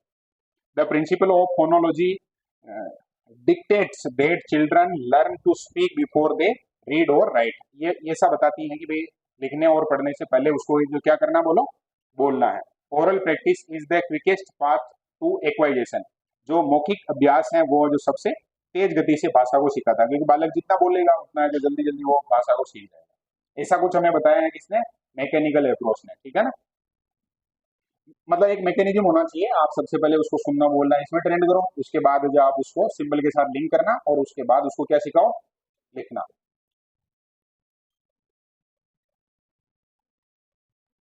ब्रिजिंग द गैप, है ना, contextual anchors bridging the gap. इसका मतलब ये हो गया कि भाई उसकी जिंदगी में आपको बीच में जो कुल मिलाकर चीजें हैं उनको जोड़ने की कोशिश करनी है। जैसे यहाँ पर लिखा है को रिलेशन विथ लाइफ, कि जीवन से चीजों को जोड़ो, जो भी गैप है उसको फिल करो। इस प्रकार से प्रिंसिपल ऑफ मदर टंग। अब इसका एक तरीका हो सकता है कि आप जो मातृभाषा है उसका भी उपयोग करो। अब जैसे को रिलेशन विथ लाइफ में देखो, क्रिएट रियल, क्रिएट का मतलब होता है बनाना, तैयार करना। कैसा, real life like situation to convey meaning. बालक है उसके सामने आप सिचुएशन, ऐसी सिचुएशन रखो जो बिल्कुल उसके वास्तविक जीवन में जैसी सिचुएशन रहती है वैसे, तब वो ज्यादा प्रॉपर काम करेगा। Encourage the use of English structures in daily customs. Daily customs का मतलब जैसे गुड मॉर्निंग वगैरह ये है अपना जो भी दिन में रिचुअल है, सारा कुछ है, हमारी परंपराएं वगैरह, उसमें हम अंग्रेजी को शामिल कर सकते हैं। कस्टम्स हो गया, ट्रेडिशंस हो गया, and the students particular society, जहाँ भी जो भी उसकी सोसाइटी है उसमें अंग्रेजी को है जो बातचीत का जरिया बनाया जा सकता है। अगर ऐसा होता है तब बालक जल्दी सीखेगा, ये उसके जीवन से जुड़ जाएगी चीजें। क्लियर ये बात। अब दूसरा है principle of mother tongue, use the language first है जो स्ट्रेटेजिकली। अब स्ट्रेटेजिकली क्या मतलब होता है, रणनीति के साथ, मतलब आपको प्लान करना है, बहुत अच्छे से प्लान करना है।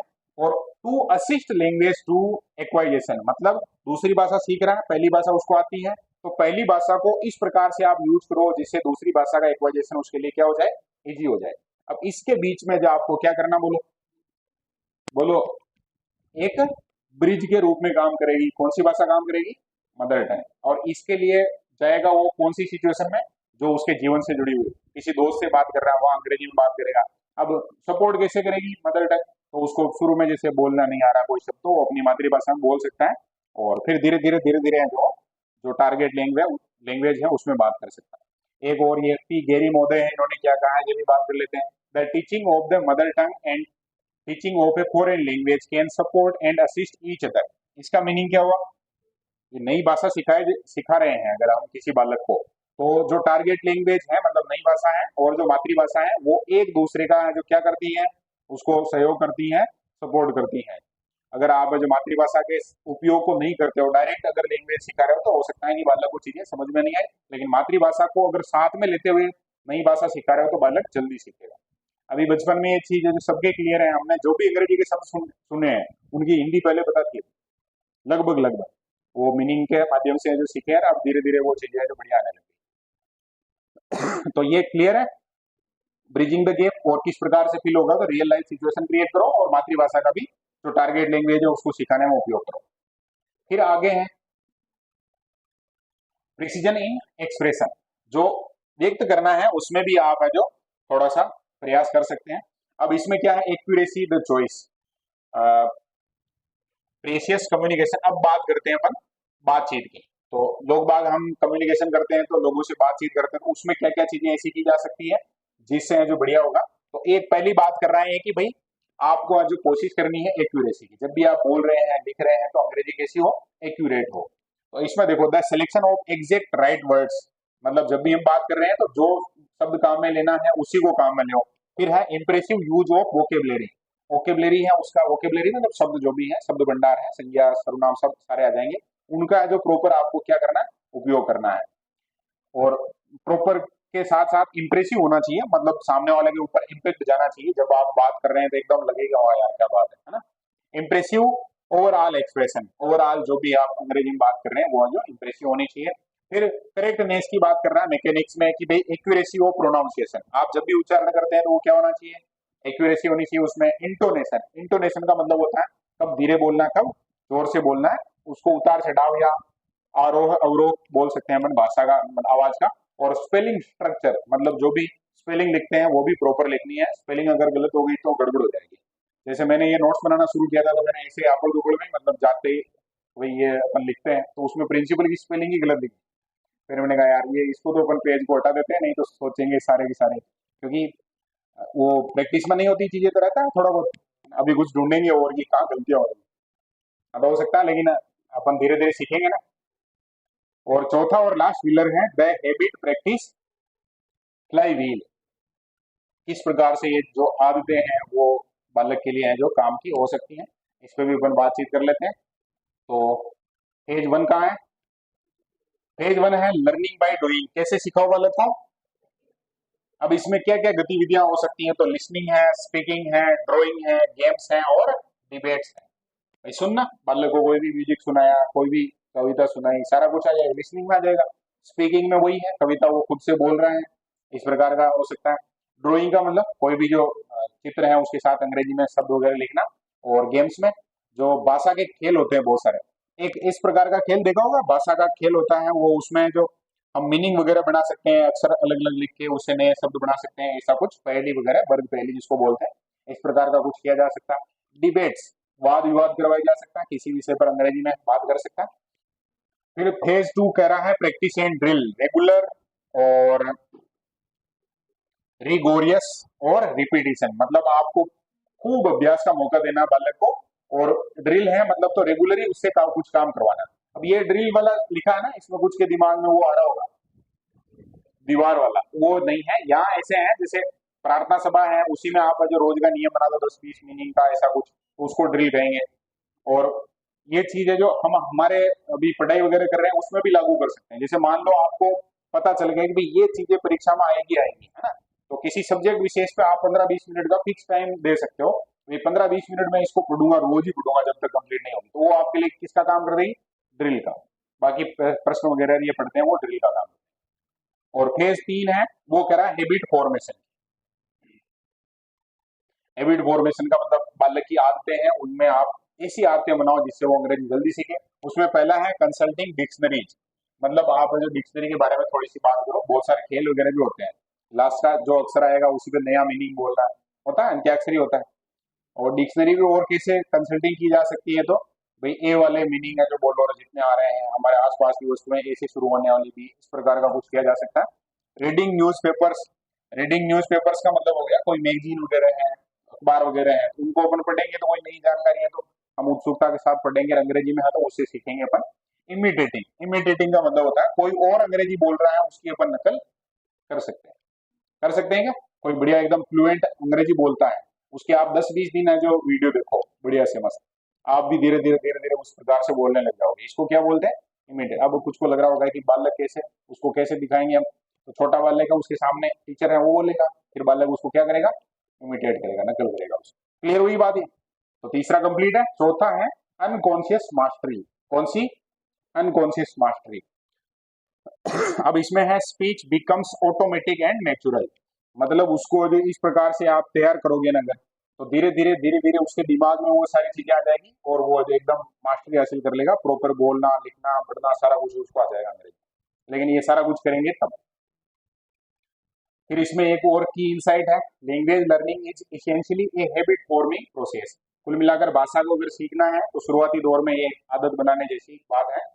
और लाइक साइकिलिंग और स्विमिंग, मतलब इतना उससे मैच करता है, जैसे आप शुरू में क्या करते हैं, साइकिल चलाना सीखते हैं तो शुरू शुरू में समस्या आती नहीं आती, या स्विमिंग सीखते हैं तो फिर एक दो बार थोड़ा मदद करनी पड़ती है दूसरों को, नीचे जाते हैं। वैसा ही अगर एक बार सीख गए तो उसके बाद कोई समस्या नहीं है। Constant use turn conscious effort in second nature, मतलब अपने दिमाग में जो आपको चेतन रूप में प्रयास करने होंगे तब जाके आप धीरे धीरे, जैसे आप जो स्विमिंग सीखते हैं साइकिलिंग सीखते हैं वैसे वैसे ही नई भाषा को भी सीख सकते हैं।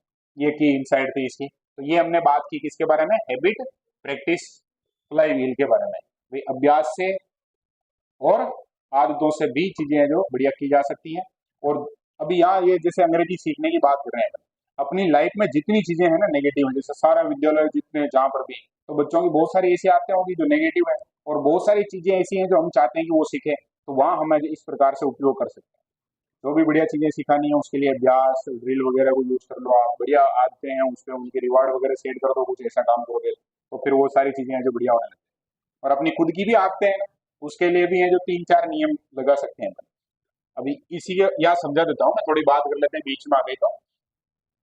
आदतें हैं उनके दो भाग हो सकते हैं अपने, अच्छी और क्या हो सकती है, बोलो ना यार, अच्छी आदतें और बुरी आदतें। तो अच्छी आदतें हैं वो तो अपने में कम रहती है, कम रहती है ज्यादा रहती है, कम रहती है, और बुरी आदतें ज्यादा रहती है। तो इनमें एक काम किया जा सकता है, जैसे अच्छी आदत है जो वो तो अपने को डेवलप करनी है, ठीक है ना, तो वहां 4 पॉइंट हो सकते हैं। बुरी आदत है उसको क्या करना है, खत्म करना है। तो ऐसा किया जा सकता है, जैसे मान लो आपकी कोई एक एक्टिविटी है जो फिक्स है, उसका कोई सॉल्यूशन नहीं है, कोई सॉल्यूशन नहीं है का मतलब वो ही है, नेचुरल है जैसे, बिल्कुल उसके साथ कोई भी एक नई आदत है उसको आप अटैच कर सकते हैं।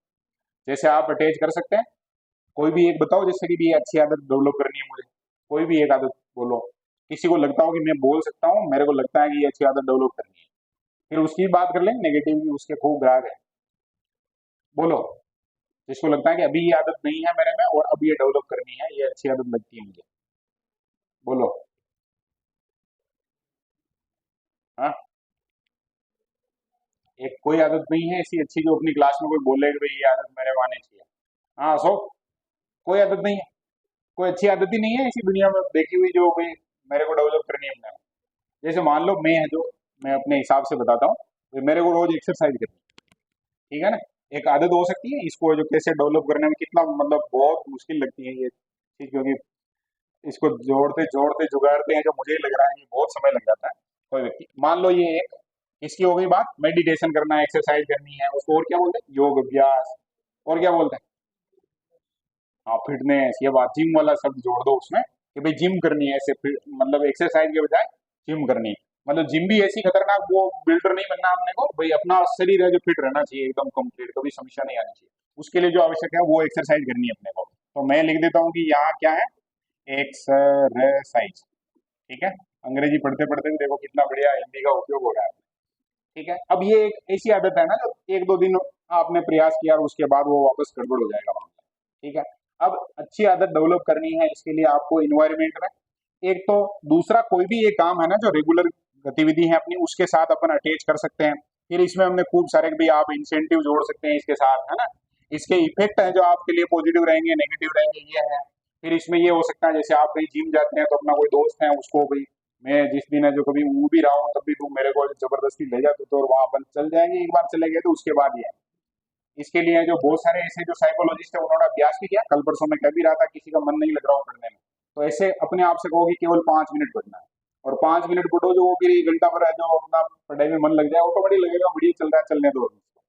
ये सच है। तो एक्सरसाइज वगैरह में जो भी जाते हैं ना जिनको, थोड़ा सा सुबह सुबह, क्योंकि वो समय ऐसा रहता है जितना मीठी मीठी नींद आती है मस्त एकदम, और उस समय अब आपको इसके लिए जाना है तो उस समय थोड़ा सा ऐसे फील होता है गड़बड़ वाला।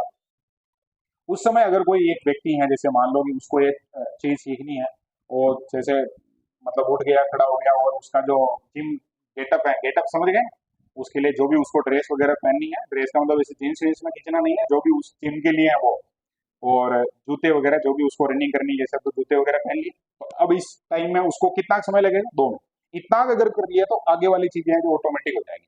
अब जैसे किसी को एक्सरसाइज करनी है, जैसे खुद ही है अपना अलार्म वगैरह सेट कर सकता है, आजकल खूब सारे मतलब खूब सारे वो ऐप आते हैं जिनमें जो वो खुद नोटिफिकेशन देता है, खुद पूरा गाइड भी वही करता है कि भाई ये करना ये नहीं करना, आपका वेट पूरा सारा कुछ है जो मैनेज होता है उसमें। तो इस प्रकार का कुछ किया जा सके तो ये अच्छी आदत है जो किसी भी व्यक्ति में डेवलप हो सकती है, मतलब सारा कुछ। और उसमें आप फिक्स भी कर सकते हैं, जैसे किसी चीज के साथ अटैच किया उसके बाद ये भी आपने वो गतिविधि उस दिन कर ली है, तो उसको आप कहीं जो ट्रैक भी कर सकते हैं, निशान लगा सकते हैं, ऐसा कुछ डायरी वगैरह में लिख सकते हैं कि ये डेली हिसाब से है जो चल रहा है मेरा मामला।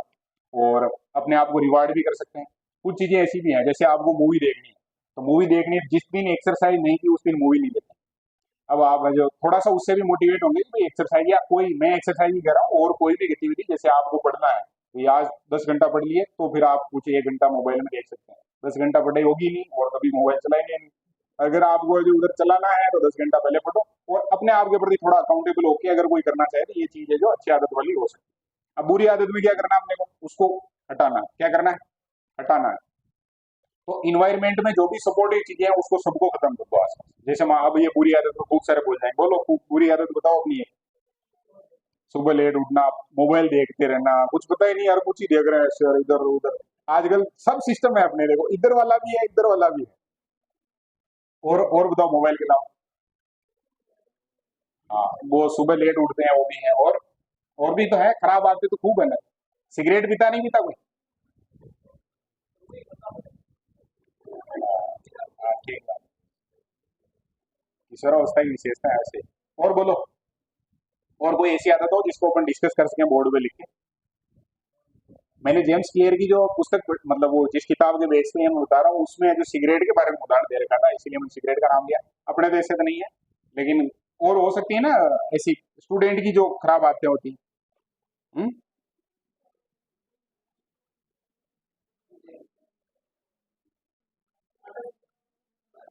हाँ, आलस्य तो नहीं, जो अच्छी आदत नहीं है वो प्रकृति है। क्या? मनुष्य एक सामाजिक प्राणी है तो जिम में तो जाना पड़ेगा। और बताओ देखें। हाँ, प्रोक्रास्टिनेशन, ये भी खराब आदत है। बस इतनी बात है। अब उदाहरण सिगरेट का लूंगा तो कोई रिलेट ही नहीं कर पाया, और बोलो रहे और भी तो है, आते तो खूब है। हाँ, ये ओवर थिंकिंग अब कंट्रोल में आई नहीं आई। ओवर थिंकिंग का सबसे बढ़िया इलाज बताता हूँ। ओवर थिंकिंग जब भी होती है जब भी हम फ्री होते हैं, अपने आप को बढ़िया काम में उलझाए रखो, तो फिर कोई थिंकिंग मेरे जैसे मेरे दिमाग में कोई और विचार आता ही नहीं। तो मेरा जो काम है उसके अलावा बस आराम से नींद आ जाती है 5 मिनट 2 मिनट। चलो बात करते हैं अपन, कोई भी एक बुरी आदत है, मतलब एक्स वाई जेड कोई भी मान लो, कोई भी है ना, अपने इन्वायरमेंट में उसको सपोर्ट करने वाली कोई चीज नहीं होनी चाहिए। इसका मतलब क्या हुआ? जैसे ये लेट उठना ये है वो थोड़ा अलग हो जाएगा, वो तो फिर सही टाइम पे उठना मतलब वो अच्छी आदत को क्रिएट करने वाली बात हो जाएगी। मान लो मैं यहाँ सिगरेट वाले उदाहरण ले रहा हूँ, भाई जितने दोस्त ऐसे हैं जो सिगरेट पीते हैं तो उनसे दोस्ती क्या कर दो। हाँ सही बात है, जैसे किसी को लेजीनेस है तो ऐसे एक्टिव दोस्त को कबाड़ो, मतलब कबाड़ो का मतलब संपर्क रखो उससे, जो बिल्कुल एक्टिव रहता है, सारा काम अप टू डेट है, कंप्लीट है, बहुत अकाउंटेबल है, समझ है उसमें कि भाई आगे ये फायदा करेगी वो चीजों का काम कर रहा है, तो उसकी संगत है जो थोड़ी बनाई जा सकती है। और इन्वायरमेंट में जैसे दोस्तों सिगरेट वाले का उदाहरण दे रहे हैं तो उसको जो दोस्त वगैरह नहीं रखने हैं अपने आसपास, कभी सिगरेट का नाम ही नहीं लेना, कोई बात कहे घर पे रखनी नहीं है, तब भी थोड़ा बहुत हो जाएगा ये, है ना। कभी नाम भी ले ले कोई, जैसे सिगरेट पी रहा हो तो उसकी तरफ ही नहीं देखना, मतलब दूसरी तरफ देखो, तो धीरे धीरे ये चीजें जो कंट्रोल आ जाएगी। दोनों में थोड़ा सा अंतर है, जैसे इसके लिए तो इन्वायरमेंट क्रिएट करो, और इसके लिए इन्वायरमेंट को क्या कर दो, बिल्कुल खत्म कर दो, अपने परिवेश में कहीं ये संभावना ही नहीं होनी चाहिए। जैसे किसी को मोबाइल का एडिक्शन है ना, पढ़ते समय मोबाइल में घुस जाते हैं ऐसे, ऐसे तो कहते हैं मोबाइल में घुस जाते हैं, लेकिन मोबाइल दिमाग में घुसा हुआ सबके, तो वो परेशान करता है। उसका इलाज क्या हो सकता है? जब भी आप पढ़ रहे हैं, मतलब मोबाइल का उपयोग है ऐसे नहीं हो सकता कि बंद कर दो, संभव नहीं है, ये आज का जिस लेवल पे जमाना है उसमें संभव नहीं है।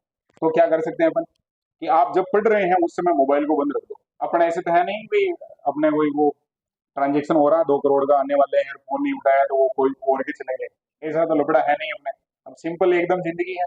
और जो भी अपने 2-5 जने हैं ऐसे जो संपर्क वाले हैं, घर परिवार वाले, उनको ये बात समझाओ कि भाई मैं पढ़ता हूँ इस टाइम पे है जो मोबाइल नहीं चलेगा। अपने कारण से कोई मामला अटकता है तो उनको कोई अल्टरनेट बताओ कि भाई अगर वास्तव में संपर्क करना है तो उस समय, बाकी मोबाइल चलाने का एक फिक्स टाइम रखो, और जब भी पढ़ रहे हैं उस समय मोबाइल को क्या कर दो, बंद कर दो। ये सच है बिल्कुल। जिन विद्यार्थियों ने इस चीज को अपनाया है ना उन्होंने बहुत जबरदस्त रिजल्ट दिया है, जबकि पहले उनकी हालत बहुत खराब थी।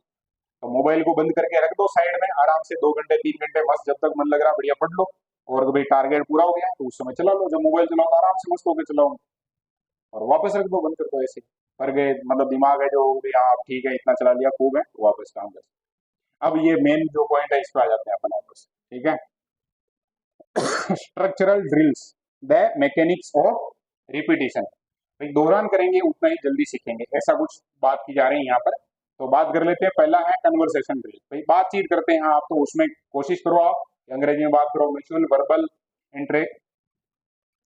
इंटरकोर्स लिखा है ये, including different type of sentences based on interesting discussion topics. मतलब आप कोशिश करो बाल्य का जो खुद से अपने दोस्तों के साथ, टीचर के साथ डिस्कस करें, और बढ़िया रुचिप्रद है जो शब्दों का उपयोग करते हुए। तो एक तो हो गई है संवाद वाली बात, है ना, कम्युनिकेशन अंग्रेजी में होगा तो सीखेगा पहला। दूसरा हो गया क्वेश्चन आंसर ड्रिल, मतलब आप है जो अभ्यास करो प्रश्न उत्तर का। जब भी कोई प्रश्न पूछेगा उत्तर देगा, तो बालक इस अभ्यास से भी बालक है जो नई चीजें सीखेगा। डायनेमिक इंटरेक्शन वेयर, है ना, वेयर लिखा हुआ है, where the teacher puts questions to students और one group of the class questions another group. शिक्षक है जो बच्चों से पूछेगा, बच्चे हैं जो अपने और जो साथी हैं उनसे प्रश्न पूछेंगे। तो दूसरी ड्रिल हो गई कौन सी, क्वेश्चन आंसर ड्रिल। और तीसरी हो गई क्या, सब्स्टिट्यूशन ड्रिल। ये जो मेथड भी है अंग्रेजी में जब हम पढ़ेंगे तो सब्स्टिट्यूशन मेथड पढ़ेंगे। इसमें क्या होता है, ये कोई शब्द लिख दिया आपने और उसके आगे है जो अलग अलग प्रकार से नए शब्दों को जोड़ के बालक है जो प्रश्न बना सकता है। ठीक है, जैसे मैं एक थोड़ा सा लिखूं, आई एम गोइंग टू, क्या लिखा, आई एम गोइंग टू। अब टू के बाद अजमेर, कोटा, जयपुर, दिल्ली, जहाँ चाहो वहां चले जाओ, है ना। तो इस प्रकार से बालक है जो वो प्रश्न बना सकता है। या यहाँ पर ये शब्द है गोइंग है, जैसे तो इसकी जगह कोई गतिविधि है जो दूसरी ला सकता है, वो गोइंग की जगह ईटिंग वगैरह कुछ भी और आगे जोड़ के पूरा आई एम के आगे वाला पूरा पोर्शन है, इसको क्या बोलते हैं बोलो, सब्स्टिट्यूशन ड्रिल। अंग्रेजी सिखाने में इसका उपयोग किया जाता है। और बहुत जगह अभ्यास में देखा हुआ होगा, किताबों में ये आता है। भाई एक तरफ है जो बीच में एक बॉक्स बना दिया, उसमें केवल एक शब्द है, इधर अलग अलग है सब्जेक्ट और उधर ऑब्जेक्ट भी अलग अलग है। तो उस शब्द का उपयोग करते अपन है जो खूब सारे और वाक्य बना सकते हैं, और बालक इससे जल्दी सीखेगा थोड़ा सा। और अब इसमें क्या लिखा है, practice makes a man perfect, regular drill enable student to get mastery over language pattern automatically and unconsciously. मतलब जैसे जैसे आप अभ्यास करवाओगे धीरे धीरे बालक भी सीख जाएगा। मतलब एक दिन में सारी चीजें नहीं सीखेगा, लेकिन अभ्यास करवाओगे तो सीख जाएगा। तो ये क्लियर हुई क्या बात, बोलो। अरे रिपीटिशन वाली बात क्लियर हुई क्या, क्या करवाना उसको, एक तो कन्वर्सेशन ड्रिल, मतलब क्या हो गया, बातें अंग्रेजी में करे ऐसा कुछ व्यवस्था करो। फिर प्रश्न उत्तर, खुद से प्रश्न पूछे, अपने साथियों को, टीचर उनसे पूछे और वो टीचर से पूछे, आंसर अंग्रेजी में दे, तब हो गया। और एक हो गया कौन सी ड्रिल, सब्स्टिट्यूशन। सब्स्टिट्यूशन का मतलब क्या होता है, अभी जैसे फीफा वर्ल्ड कप कौन सी टीम ने जीता था, स्पेन ने। किस टीम ने जीता, स्पेन ने। और 1-0 से जीता, मतलब लास्ट तक मामला खिंच गया था। उसमें जो खिलाड़ी आके जिसने गोल किया ना, वो तो मेन खिलाड़ी था ही नहीं, वो आया था किस रूप में, हाँ, वो उतारते हैं ना इसे कि भाई बात ठीक है, इसके लग गई तो थोड़ी 2 मिनट तो ही खेल रहा था, नंबर आ जाए, राजी रहे, वो राजी रहने वाले ने गोल कर दिया और वो उसकी मेसी की टीम को हरा दिया था। तो सब इंस्टीट्यूशन वाला भी ठीक है काम अपने, इसको याद रखना, ठीक है। बोलो इसका नाम क्या है ड्रिल का, सब्स्टिट्यूशन, ठीक है। अब आगे बात करनी होलिस्टिक ब्लूप्रिंट इन प्रैक्टिस, अभ्यास की बात करनी। तो एक तो इकोसिस्टम की बात की थी हमने, भाई उसका इकोसिस्टम है उसको ऐसा बनाओ जिससे है जो सारा कुछ अभ्यास में बढ़िया से आ जाए। फिर उसका आर्किटेक्चर की बात की थी, मैकेनिक्स की बात की थी और अभ्यास की बात की थी। तो इसको जो देखते हैं, देखिए क्या क्या लिखा, the teacher uses picture of a recent local event to arouse curiosity motivation in a natural way. मतलब बहुत प्राकृतिक रहेगी ये बात, जैसे हाल फिलहाल में कोई घटना हुई है, इससे रिलेटेड कोई एक चित्र वगैरह है जो सामने बोर्ड पे बना दिया, या चलो इसने है जो घटना की बात की है, रिसेंट लोकल इवेंट की बात कही है, मैं इसको और तरीके से लेता हूँ। छोटे बच्चों को हम पढ़ा रहे हैं जैसे, तो कोई एक चित्र ड्रॉ कर दो आप बोर्ड के ऊपर, ठीक है ना। अब चित्र ड्रॉ कर दिया आपने, तो बालकों के अंदर ऑटोमेटिक क्या आ जाएगी, क्यूरियोसिटी आ जाएगी। फिर आप उसके अलग अलग भागों के बारे में अंग्रेजी में बात करेंगे और वो चीजें जो आ जाएगी। ये इकोसिस्टम की बात की। फिर आर्किटेक्चर में है, the vocabulary is selected for femininity and structure are graded from simple to difficult. मतलब आप इस प्रकार से वोकेबलरी को सेट करो कि वो बालक को जो कैसी लगे, जानी पहचानी सी लगे। मातृभाषा के भी ऐसे शब्द काम में लो जो उसने जो देखे हैं, या इस प्रकार से, और इस प्रकार से उसको जो ग्रेड कर दो आप, जिससे बालक है जो साधारण मतलब सरल से किस तरफ जाए, कठिन की तरफ। सबसे पहले उसको सरल चीजें सिखाओ, धीरे धीरे वो जो टफ की तरफ जाएगा। मैकेनिक्स में क्या किया जा सकता है, the lesson prioritise in oral oral approach. अब ये क्लियर हो गया, सुनना और बोलना, जिसमें दोनों एक्टिविटी आ जाए। इंट्रोड्यूसिंग साउंड, मतलब उसको जो जो ध्वनि है उसके बारे में बताओ। बिफोर रिटन स्पेलिंग, मतलब जब भी आप स्पेलिंग सिखा रहे हो उसको, तो उसको बताओ जैसे कि भाई ये साइलेंट होता है, अंग्रेजी में बहुत सारी समस्या आती है इसे, तो बहुत जगह जो शब्द है वो साइलेंट रहेंगे, तो उसको आप ये टेक्निक है जो सिखाएंगे कि ये लिखने में तो अपन लिखते हैं लेकिन इसको बोलने में नहीं बोलते हैं। या कहाँ पर कुछ जगह जैसे बहुत जगह है जो सी है उसको स भी पढ़ लेंगे, क भी पढ़ लेंगे, न जाने क्या क्या पढ़ लेते हैं उल्टा पुल्टा। ट मतलब टी लिखते हैं उसको ट पढ़ लेते हैं, कहीं त पढ़ लेते हैं, ठीक है, एच लग गया तो थ पढ़ लेते हैं, ठ पढ़ लेते हैं। तो ऐसा कुछ उस बालक को आप पहले सिखा सकते हैं। तो ये कौन सी अप्रोच हो जाएगी? Oral oral. क्लियर है ये मैकेनिक्स में थोड़ा ध्यान रखेंगे। और students engage in A substitution drill, अभी जस्ट बात की थी, एक्शन में आ जाएगा। Alternating the verb in A pattern until the structure becomes N automatic habit. और वो वाक्य बनाना बालक के लिए जो बहुत इजी हो जाए तब तक आप उसको इस प्रकार का अभ्यास करवा सकते हैं। ये चीज है, इसका उदाहरण बताता हूँ मैं। जैसे बचपन में तीसरी चौथी में निबंध लिखा होगा ना, तो ऐसे लिखा होगा मेरे विद्यालय में 3 कमरे हैं, मेरे विद्यालय में 2 ये हैं, मेरे विद्यालय में ऐसे। तो वो क्या मेरे विद्यालय में जो उसके बालक की एक नॉर्मल बात हो गई, फिर आगे थोड़ा थोड़ा ऐड करके एकदम मस्त निबंध बन जाता है। करते हैं ना ऐसा? वो लगभग इस जैसी ड्रिल है वो। ये कंप्लीट हो गए अपने सिद्धांत। हो गए क्या? जल्दी आ गए लास्ट में। 14 प्रिंसिपल्स, 4 पिलर्स और 1 cohesive approach to language fluency. सारा ही कुछ हो गया अपने। तो ये ये ठीक रहेगा तरीका पढ़ने का है? थोड़ा बहुत समझ में आया भाई? ऐसी ऐसी कहानियां हैं इसमें, इस प्रकार से पढ़ते हैं अपन। अब अपने जो प्रश्न वगैरह आते हैं कैसे, और जो नोट्स वगैरह कैसे रहते हैं, उस पर भी अपन फटाफट से बात कर लेते हैं बात। ठीक रहेगा? अरे बोलो।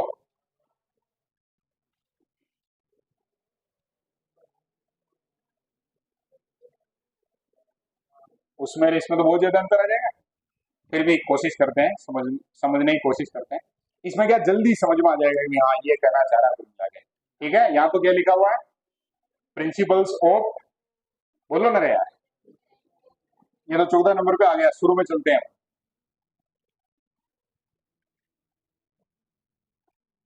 ठीक दिख रहा है क्या? हाँ, पीछे बैठे हैं उनको नजर आ रहा है क्या? तो बोलो देखिए क्या लिखा हुआ? Principles of teaching English. Number 1 है। प्रिंसिपल का मतलब वही सिद्धांत है जिनका अंग्रेजी में उपयोग करना है और बालक को बढ़िया होशियार करना। ये इसका जो प्रस्तावना वाला वो मैंने लाइनें छोड़ दी है क्योंकि ये कोई भी विद्यार्थी आराम से समझ जाएगा। अब अपने को टोटल पढ़ने कितने? 14 पढ़ते हैं। पहले नंबर पे है प्रिंसिपल ऑफ नेचुरलनेस। उसको कैसा इन्वायरमेंट दे बोलो? एकदम नेचुरल। जब भी वो बात कर रहा है तो अंग्रेजी में आप भी बात करो, उसको मौका दो, दोस्तों से बात करने का मौका दो, तो वो जल्दी सीखेगा।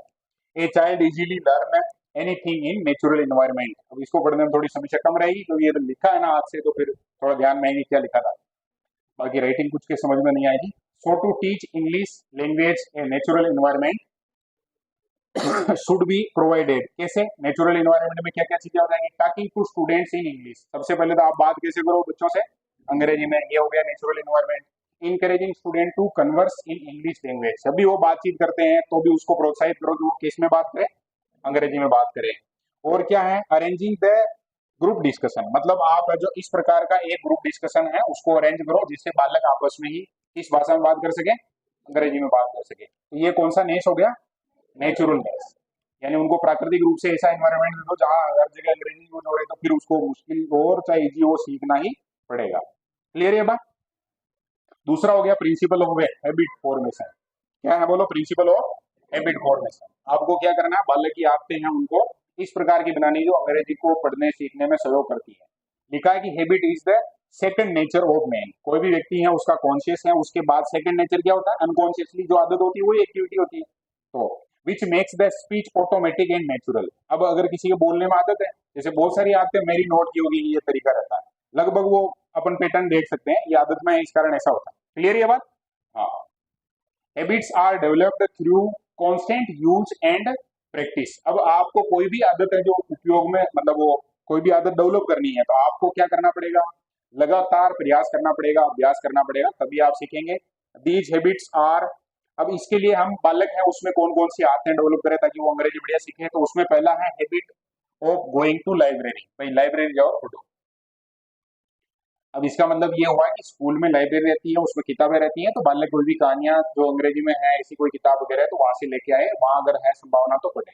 और ये जो नियम वगैरह बने हैं अमेरिका वगैरह में, तो वहाँ लाइब्रेरी वगैरह होती है, सारी फैसिलिटी अपने यहाँ धीरे धीरे आ रही है, तो वही बात हो गई। पहला क्या हो गया? गो टू लाइब्रेरी, बढ़िया है ना। दूसरा हो गया कंसल्टिंग डिक्शनरी। आप अगर डिक्शनरी के ऊपर क्या करो? बातचीत करो। तीसरा हो गया करेक्ट प्रोनाउंसिएशन, क्या करो बोलो, जब भी आप बोलते हैं उच्चारण करते हैं तो आपको कोशिश करनी है कि आपका उच्चारण कैसा हो, एकदम एकदम करेक्ट हो, ठीक है। मेरे जैसे समस्या है तो अब ये इसका मतलब ये गड़बड़ हुई है कहीं ना कहीं, उस समय मैंने ये नहीं सीखा है ना।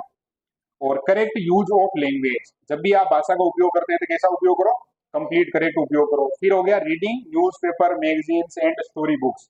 अब न्यूज़पेपर अंग्रेजी का पढ़ रहे हो, मैगजीन पढ़ रहे हो अंग्रेजी की स्टोरी बुक्स पढ़ रहे हो, तो धीरे धीरे अंग्रेजी आ जाएगी, ये आदत डेवलप करो, फिर अंग्रेजी भी आ जाएगी। और एक हो गया इमिटेटिंग, रिपीटिंग और स्पेलिंग्स। मतलब इमिटेटिंग का मतलब होता है आपको क्या करना है, जो भी अंग्रेजी बढ़िया बोल रहा है उसकी नकल करो, है ना, इमिटेट करो उसको। इसके अलावा दोहरान करो, बार बार जो दोहरान करोगे तब भी फर्क पड़ेगा। और स्पेलिंग वगैरह प्रॉपर लिखो, याद करो उसको। तो ये दूसरा प्रिंसिपल हमने अभी जस्ट बात की, कौन सा है बोलो, हैबिट फॉर्मेशन। किस किस की आदतें डेवलप करनी है, कहाँ जाना है, लाइब्रेरी में जाना है, कौन से अखबार पढ़ना है, प्रोनाउंसिएशन कैसे करना है, और क्या करनी है, नकल करनी है, ठीक है। दूसरा जैसे बोलता है वैसे अपने को कोशिश करनी है देख के बोलने की। और बात करते हैं तीसरे नंबर का, प्रिंसिपल ऑफ एक्सपोजर है। अब एक्सपोजर अभी जस्ट हमने बात की कि उसके सराउंडिंग में सारा कुछ जो ऐसा कर दो कि जिधर देखे उधर अंग्रेजी नजर आए, उसको कुछ ना कुछ अंग्रेजी का सीखने में नजर आए, तो इसको बोलेंगे अपन प्रिंसिपल ऑफ एक्सपोजर। और अपने आप में तैयारी में भी ये चीज कर दो, जैसे जो अपना वो मोबाइल का क्या बोलते हैं उसको, वॉलपेपर, है ना। तो वॉलपेपर से लेके अपन जितना कंटेंट देखते हैं, जितने हमने चैनल सब्सक्राइब कर रखे हैं, जो भी अपने दोस्त वगैरह, सारा कुछ ऐसे होना चाहिए जो एग्जाम से रिलेटेड है, तैयारी करने वाले, उसके अलावा कुछ रखो ही मत। तो फिर जिधर जाओगे उधर वही है, तो फिर ऑटोमेटिक पढ़ोगे, फिर मजबूर हो जाओगे। अपना दिमाग है वो स्वीकार कर लेगा कि भाई ये जिधर जाओ उधर यही है, तो अब यही करना है।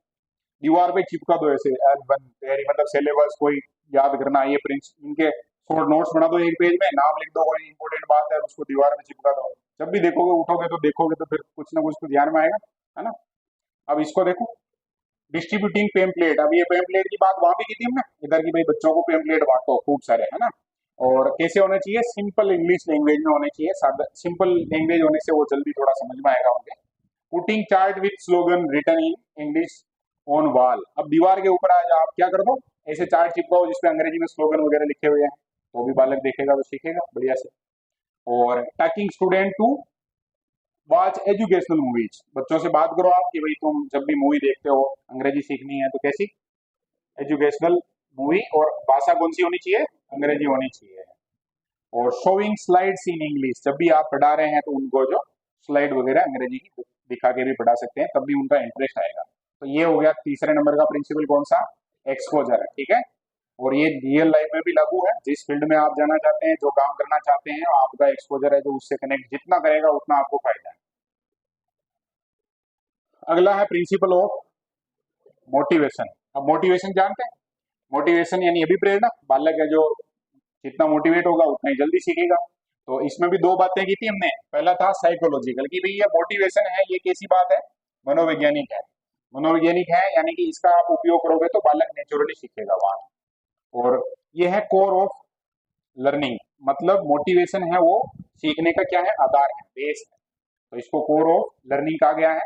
अब इसके दो टाइप हमने अभी पढ़े थे, इंटरनल और एक्सटर्नल। इंटरनल में क्या हो जाएगा, motivated by his oven desires, मतलब खुद की इच्छा है कि मेरे को ये सीखना है, तो वो क्या हो गया, इंटरनल। और एक्सटर्नल क्या हो गया, by the teacher and others, जो भी उसके और दोस्त वगैरह वो मोटिवेट करेंगे, या फिर कौन मोटिवेट करेगा, टीचर। फिर टेक्निक क्या हो सकती है इसमें, तो अराउजिंग टेक्निक्स हो सकती हैं, वो हमने बात की थी ना कि भाई उसको स्पार्क एकदम से चार्ट वगैरह इस प्रकार का बनाने का काम देंगे हम, तो वो थोड़ा सा मतलब उसको मजा आना शुरू होगा। फिर ये क्या है, उम्मीद भी बताओ उसको भी, आपसे ये उम्मीद है, आपको क्या उम्मीद है, ऐसा कुछ, तब भी संभावना बनेगी। और उसको क्या दो, इंसेंटिव, कुछ इनाम वगैरह रख दो, ये सीखोगे तो ये आपको बेनिफिट मिलेगा या ये नहीं मिलेगा। क्लियर हो गई बात ये। प्रिंसिपल ऑफ इंटरेस्ट, ये भी साइकोलॉजिकल है। बालक में क्या जगाओ, रुचि जगाओ। अब रुचि कैसे जगाई जा सकती है, तो उसको चार्ट वगैरह पढ़ने की बढ़िया चित्रित वो कहानियां, इस प्रकार का कुछ इन्वायरमेंट, उससे इंटरेस्ट आएगा उसका। प्रिंसिपल ऑफ फोनोलॉजी, जिसको ओरल ओरल अप्रोच बोलते हैं अपन, सुनना और क्या सिखाओ, बोलना। अब ये जो LSRW है ना, इसमें शुरू वाले जो है लिसनिंग और स्पीकिंग, इस पे काम पहले किया जाना चाहिए। ये हो गया मौखिक और ये हो गया सुनना, ठीक है। श्रवण कौशल, कौन सा कौशल, श्रवण। प्रॉपर है जो प्रोनाउंसिएशन और प्रॉपर बात उसको अंडरस्टैंड करना सुन के। मैक्सिमाइज द ओरल प्रैक्टिस, मतलब जितना हो सके उसको अभ्यास कराओ बोलने का, जितना वो बोलेगा उतना सीखेगा, है ना। और अटैचिंग एक्टिविटी विथ ओरल, कुछ एक्टिविटी गतिविधियां ऐसी हैं जो मतलब जैसे गेम वगैरह भी खिला रहे हो तो बोल लेंगे, इस प्रकार से आपने हिंदी शब्द बोला और सामने वाले विद्यार्थी सारे उसका क्या बोलेंगे, अंग्रेजी का जो भी शब्द है वो बोलेंगे, इस प्रकार की कोई गतिविधि करवाई जा सकती है। इस अप्रोच को क्या बोलेंगे अपन, ओरल ओरल, ठीक है। या फोनोलॉजी, फोनोलॉजी का मतलब यहाँ ध्वनि की बात हो रही है, ठीक है, सुनोगे तब भी ध्वनि का कहीं ना कहीं इन्वॉल्वमेंट है और बोलोगे तब भी इन्वॉल्वमेंट है। फिर आगे है प्रिंसिपल ऑफ सिलेक्शन, स्तर के बच्चों के स्तर के अनुसार आपको जो पाठ्य सामग्री सिलेक्ट करनी है, तो चूज पर्टिकुलर कोर्स, मतलब जो भी जहाँ अपने को पढ़ाना है उसमें अपने को ध्यान रखना है कि उसका कवरेज किस लेवल तक है, अवेलेबिलिटी जो भी संसाधन वगैरह यूज कर रहे हैं, और टीचेबिलिटी। ये जस्ट तीनों शब्द भी डिस्कस किए थे हमने, भाई किस लेवल तक कवर करता है, और जो भी आप टीएलएम वगैरह यूज कर रहे हैं वो जो प्रॉपर क्लास में उपयोग किए जा सकते हैं, अवेलेबल है या नहीं है। और टीचेबिलिटी मतलब मूर्त होने चाहिए, जो सामने होने चाहिए, अमूर्त है वो बच्चे को नजर नहीं आ रहे, आप बता रहे हैं, थोड़ी समस्या आएगी उसकी। फिर आठवां था प्रिंसिपल ऑफ ग्रेडेशन, क्या कर दो उसको बढ़िया से डिवाइड कर दो, पहले पढ़ा रहे हैं तो वो सिंपल वगैरह है, फिर बाद का है जो अलग है, इस प्रकार का सिंप्लीफाइंग द मैटर, मतलब जो भी कंटेंट है मैटर है आप उसको क्या करो बोलो, सिंप्लीफाई करो। सिंप्लिसिटी है और फैमिलियरिटी है और कॉन्सिबिलिटी है, टीचेबिलिटी। अब सिंप्लिसिटी का मतलब हो गया जितना साधारण रख सको उतना साधारण रखो, बालक जो पहले से जानता है ऐसा रखो, और फिर वो मूर्त अमूर्त वाली कहानी है, ऐसे विषय मत रखो जो बालक ने बिल्कुल देखे नहीं है, फिर आप उसके बारे में बात कर रहे हो तो बालक है जो जल्दी नहीं सीख पाएगा। फिर है को रिलेशन विथ लाइफ, जीवन से जोड़ो, create the real life situation, मतलब उसकी वास्तविक जीवन में जैसी सिचुएशन होती है इस प्रकार का। और convey the meaning of word and sentence of English language, प्रयास किया जाना चाहिए इस प्रकार का कि सारे आसपास की जो सिचुएशन है उसमें बात करना हो गया, जैसे दोस्त वगैरह बात कर रहे हैं ऐसा, तो रियल लाइफ सिचुएशन देने से भी सीखेगा। फिर हमने बात की थी प्रोपोर्शन, प्रिंसिपल ऑफ प्रोपोर्शन, अब इसमें बैलेंस की बात की थी हमने, equal attention should be paid to all these aspect. Equal attention का मतलब जो चार भाग पढ़े थे, अंडरस्टैंडिंग हो गया, लिसनिंग, रीडिंग और राइटिंग, ये चारों भाग है, इन पे आपको जो कैसे ध्यान देना है, इक्वल यानी समान रूप से। क्या आएगा इसमें, तो देखो पहला है अंडरस्टैंडिंग, दूसरा है कौन सा, स्पीकिंग, तीसरा है रीडिंग और राइटिंग। और जितना आप बैलेंस करोगे इनमें उतना ही विद्यार्थी जल्दी सीखेगा और प्रॉपर सीखेगा। फिर है मेंटेन बैलेंस, क्या करके चलो, बैलेंस है उसको मेंटेन करके चलो तो ज्यादा बढ़िया से सीखेगा वाला। फिर है principle of learning by doing, बिल्कुल ही अजीब लगता है ना जब ये ऐसे देखते हैं ये क्या लिखा हुआ है, लेकिन ये डूइंग है, ठीक है, क्या है बोलो, डूइंग है, लर्निंग बाय डूइंग। अब क्या है इसमें, आप जो खूब सारी एक्टिविटी करवाओ, लैंग्वेज एक्टिविटी, जिसमें क्या हो जाएगा, लिसनिंग है, स्पीकिंग ऑफ वर्ड है, एंड सेंटेंसेज है, कोई भी चित्र वगैरह बनाना है, ड्रॉ है ना, और फिगर्स, मतलब वो बालक है जो खुद से है जो कहाँ बनाएगा, ये ड्रॉ कहाँ करेगा, ब्लैक बोर्ड के ऊपर, ड्रिल है, स्ट्रक्चर है, प्ले ए लैंग्वेज गेम, भाषाई खेल हो सकते हैं वो खिलाए जा सकते हैं, और प्रोनाउंसिएशन ऑफ वर्ड्स, बालक है उसको प्रोनाउंसिएशन सिखाया जा सकता है। ये सारा कुछ किसमें आएगा बोलो, लर्निंग बाय डूइंग। यहाँ पर बालक है उसको खुद को जो एक्शन लेनी है, खुद को काम करना है, और जितना बालक है जो यहाँ लैंग्वेज में काम करेगा उतना जल्दी सीखेगा। फिर 12वां था the principle of accuracy and correctness, हमेशा प्रयास करो कि बालक जो भी सीख रहा है या आप सिखा रहे हैं वो कैसा हो, करेक्ट हो, एक्यूरेसी होनी चाहिए एकदम, चाहे प्रोनाउंसिएशन हो चाहे राइटिंग हो। अब लिसनिंग में तो नहीं, लेकिन इनमें तो हो सकती है, बोलने में और लिखने में हो सकती है। सेलेक्ट राइट और इंप्रेसिव वर्ड्स, मतलब आपको इस प्रकार के शब्द यूज करने हैं जो सही हो और इंप्रेसिव हो। अब इसमें क्या क्या हो सकती है, तो एक्यूरेसी हो, प्रोनाउंसिएशन, प्रोनाउंसिएशन की बात समझ में आ गई सबके, बोलना, उच्चारण, ठीक है।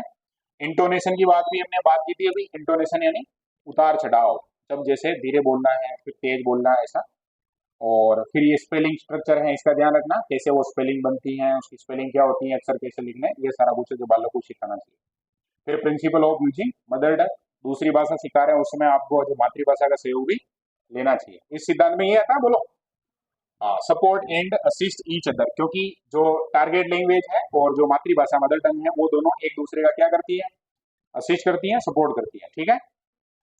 और लास्ट प्रिंसिपल था अपना principle of practice and drill, तो यहाँ आप जो ये वो लाइन अभी हमने पढ़ी थी, practice makes a man perfect, और इसके आगे और बात कर ली हमने कि भाई अभ्यास भी कर रहे हो तो कैसा अभ्यास करो, परफेक्ट अभ्यास होना चाहिए, गड़बड़ नहीं होना चाहिए।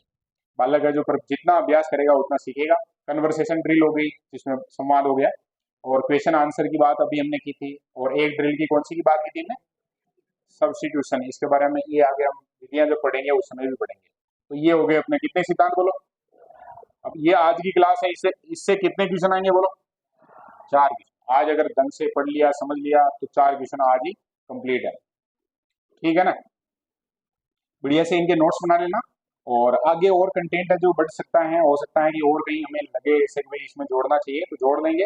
लेकिन फिलहाल जो अपना 9 तारीख वाला टेस्ट है उसमें केवल और केवल यहाँ से आएंगे। ये दोनों पीडीएफ भेज दूंगा, इससे जो याद कर लेना। कल अपन इसके वापस दौरान कर लेंगे और थोड़े बहुत प्रश्न, और बाकी अंग्रेजी में अपने को पढ़ना है क्या क्या, आर्टिकल और टेंस, तो इनको कल अपन पढ़ते हैं।